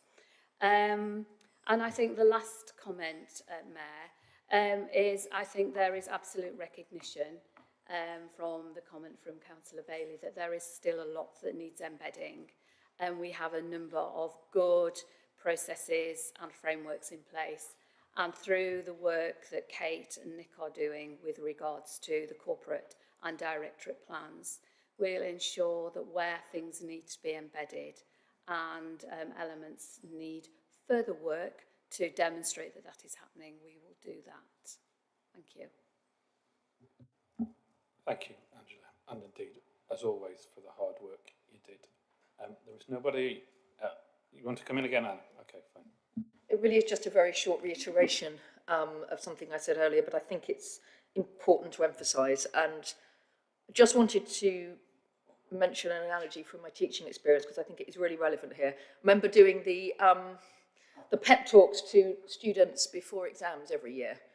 And I think a new teacher will tend to make the assumption that if you turn around to a group of students and say, now some of you in this room need to work significantly harder over the holidays, that the right people will hear that message. And what actually tends to happen is the students who are planning on doing nothing will still do absolutely nothing. And the student who you're trying to persuade to take half an hour off on Easter Sunday will not take that half an hour off because they think you're talking to them. And I'm using that as an example to reiterate that I don't think we're always, when a blanket piece of advice comes out, it isn't always that helpful. And just to reiterate, I think all of our commitment to being willing to hear personal feedback, if that is something that needs to happen, not necessarily in this forum. I think there are probably limits of how reflective we wish to be in a public and filmed forum, but just demonstrating that willingness of all of us as board members to hear that, if that is helpful to move us forward. I think that's absolutely central to this, so that we really hear the messages that we need to hear personally to get us out of this notice in 6 months' time. And I would add my agreement to that, Councillor Smith. I'm just going to draw it to close, really. I'm very minded that I obviously spoke at some length on this actual issue. Well, not so much the improvement, but the additional value notice at the start of the meeting. I mean, I felt it was important then to kind of set a kind of, hopefully, a tone going forward. And I recognise how people have opened up in regards to that particular issue on talking to this improvement plan update. I had the benefit of a direct conversation with the Minister. I was grateful that he took the time to speak to me on a personal level with the Chief Executive. I'll tell you, of course I was disappointed. It would have been a lovely kind of end, or to the almost been back here for a year to kind of say this is a culmination of what I've been feeling ever since I kind of came back in March from the time away.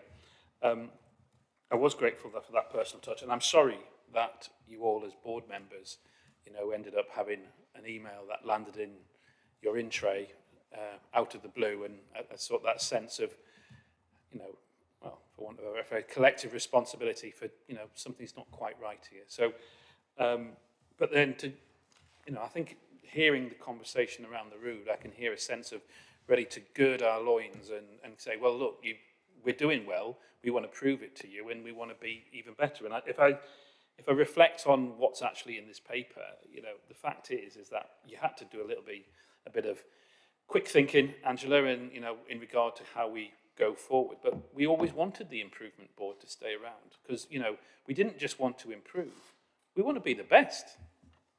We want to be the trailblazer that overtakes the trailblazer.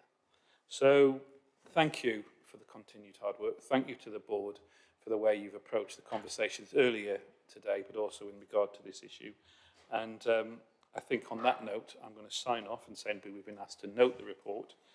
So we have done that, and no vote is required.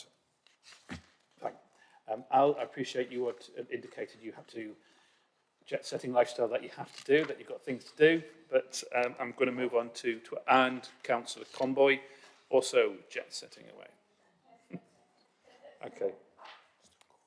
We are still court for reassurance. So the budget update report is to be presented by Rob Emery, Assistant Director in Finance, due to, so Rob, if you now come to the table. Thank you. Thank you, Mayor. I'd like to take the opportunity to say thank you to the board members for their kind words about the improvements to the budget process over the last year. Always appreciated, and I'll pass it on to the rest of the finance team tomorrow when I see them. This report then is the latest in the Combined Authority Board's regular financial monitoring reports. Since last time, there's been a £1 million increase in forecast revenue underspend, which brings the total forecast variance for the year to 5.1 million. Now, of that, 2.7 million is from skilled boot camps. This is money that has to be spent on those. If we don't spend it, we draw it down, we won't actually have that money. £600,000 of that is just reprofiling into the next year, so that money will be retained, but in 24-25. 1 million is from projects across the Net Zero Hub. Again, that's ring-fence grant funding. It has to be spent on that. It can't be used elsewhere within our programme. And then the last significant one is £1.6 million forecast underspend on concessionary fares, which is funded from the transport levy. Concessionary fares in particular is due to the passenger numbers among pass holders not having recovered following the pandemic. It's a nationally set scheme. We don't have a huge amount of control on how much we pay per person getting on the bus. But the Department for Transport have recently issued a new model which sets out how we calculate how much we pay bus operators. Now, there hasn't been time, either locally or nationally, for people to digest the impact of that in detail, but the general expectation is that it will increase the cost of concessionary fares in future years. So we're not expecting that current forecast underspend to continue and be pervasive throughout the rest of the future financial years. On the capital programme, the forecast underspend has increased by £5.1 million, predominantly driven by delays across two projects, the A141 and the A10 business case developments. Both have identified slightly more work that's needed on the analysis there, I believe requested by the Department for Transport. There's further details on those in Appendix 2, and there are officers present today to answer any questions members have on that.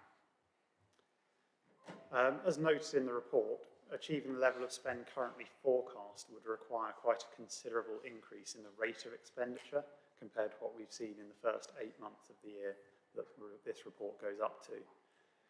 Expenditure lagging behind profile is usually caused by two main factors: delays in claims coming through from our delivery partners. As you're all aware, we're a commissioning organisation. It's mostly our delivery partners in your authorities who are out doing the actual work. And so there's quite often a bit of delay between work on the ground and the money being shown up in our reports as being spent. In particular, some who claim on a quarterly basis, and so it might show in this report that we haven't done anything from September from a financial perspective, when we all know that's not the case on the ground. The other element that causes this, however, is optimism bias in forecasting, and that can be a more significant concern as it can result in delays to project progress not being raised in a timely fashion, and therefore inhibit early mitigation actions. To address this, the Combined Authority has recently completed an external review of its programme management office functions, and as part of the findings from that, we're implementing an enhanced check and challenge process surrounding project forecasts to better support project officers in driving out optimism bias and enhancing the accuracy of our forecasts.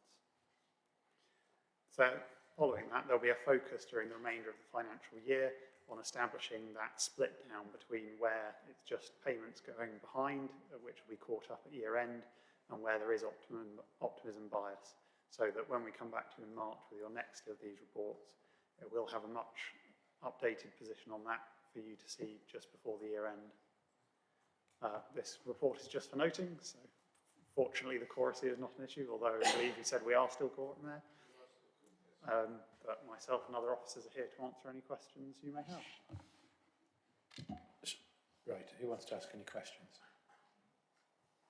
No? All right, okay. It's for noting, sorry. Yes, and we've noted it, so no vote is required. Thank you, Rob, by no small feat, not to take away from the hard work, thank you. This then takes us on to the 13, which are recommendations from the Transport and Infrastructure Committee. Now, these recommendations have already been debated in detail and approved by our subject experts on the committee. The first item is a bus strategy update. Now Neil Byers, our transport consultant, will present the report. But did we talk about wanting to take them on block? Or we can take them on block. That was the other. I think that's. Was unless there's comment. Is there? Sorry, I'm starting running ahead. In regard to this, the issue of both the bus strategy update and the Peterborough station update, and also the outline business case about the commencement of the full business case going to the Department of Transport, are we ready to go and say they're all fine because they've been debated elsewhere? Or do you want? Is there one that you want to come, Councillor Bailey? I did want to speak very briefly on the bus strategy update. Okay. Can we have, in that case, can you come to the, yeah, you're fine. About the bus strategy update, is that right? Yeah, fine. So if you could give us a quick summary in terms of that, Steve, and then allow Councillor Bailey to maybe comment. Yeah, there's two items that were in the paper that were coming to the board for approval from TIC. One was the decision around Route 29 in Peterborough, and the second was in relation to the TIN service and the recommendation that we refocus it along the lines that's set out in the paper. Yes, you did. Councillor Bailey.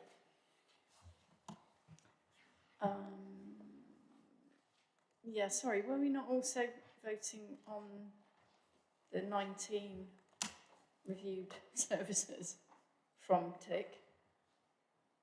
No. No. Okay. I will just keep my point to Ting then.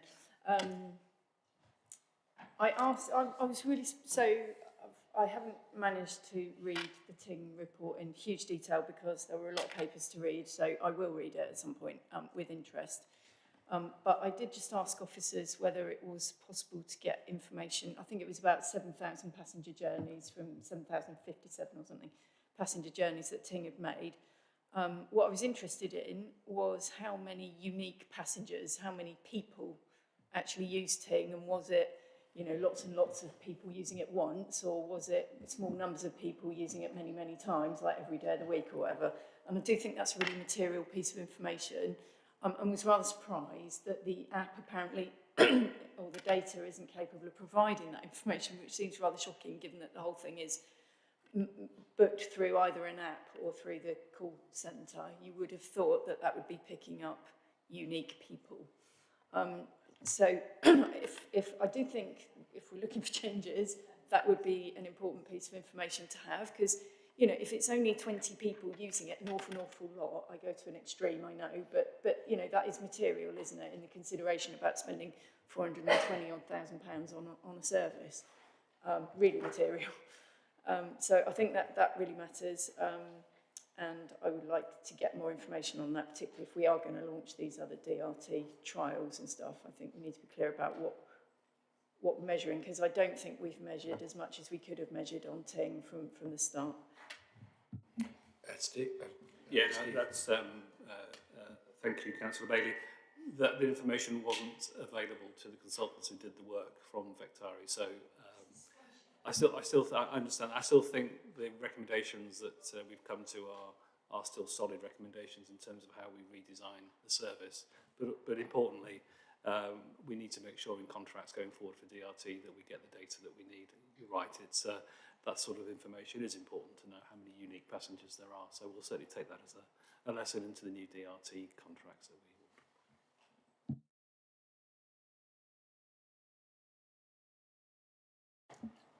I'm going to suggest, as Councillor Anna Smith, do you want to propose the recommendations in the report about the bus strategy update? Delighted to do that, thank you. Yeah, I'm happy to be the seconder. I can't see any more need for debate.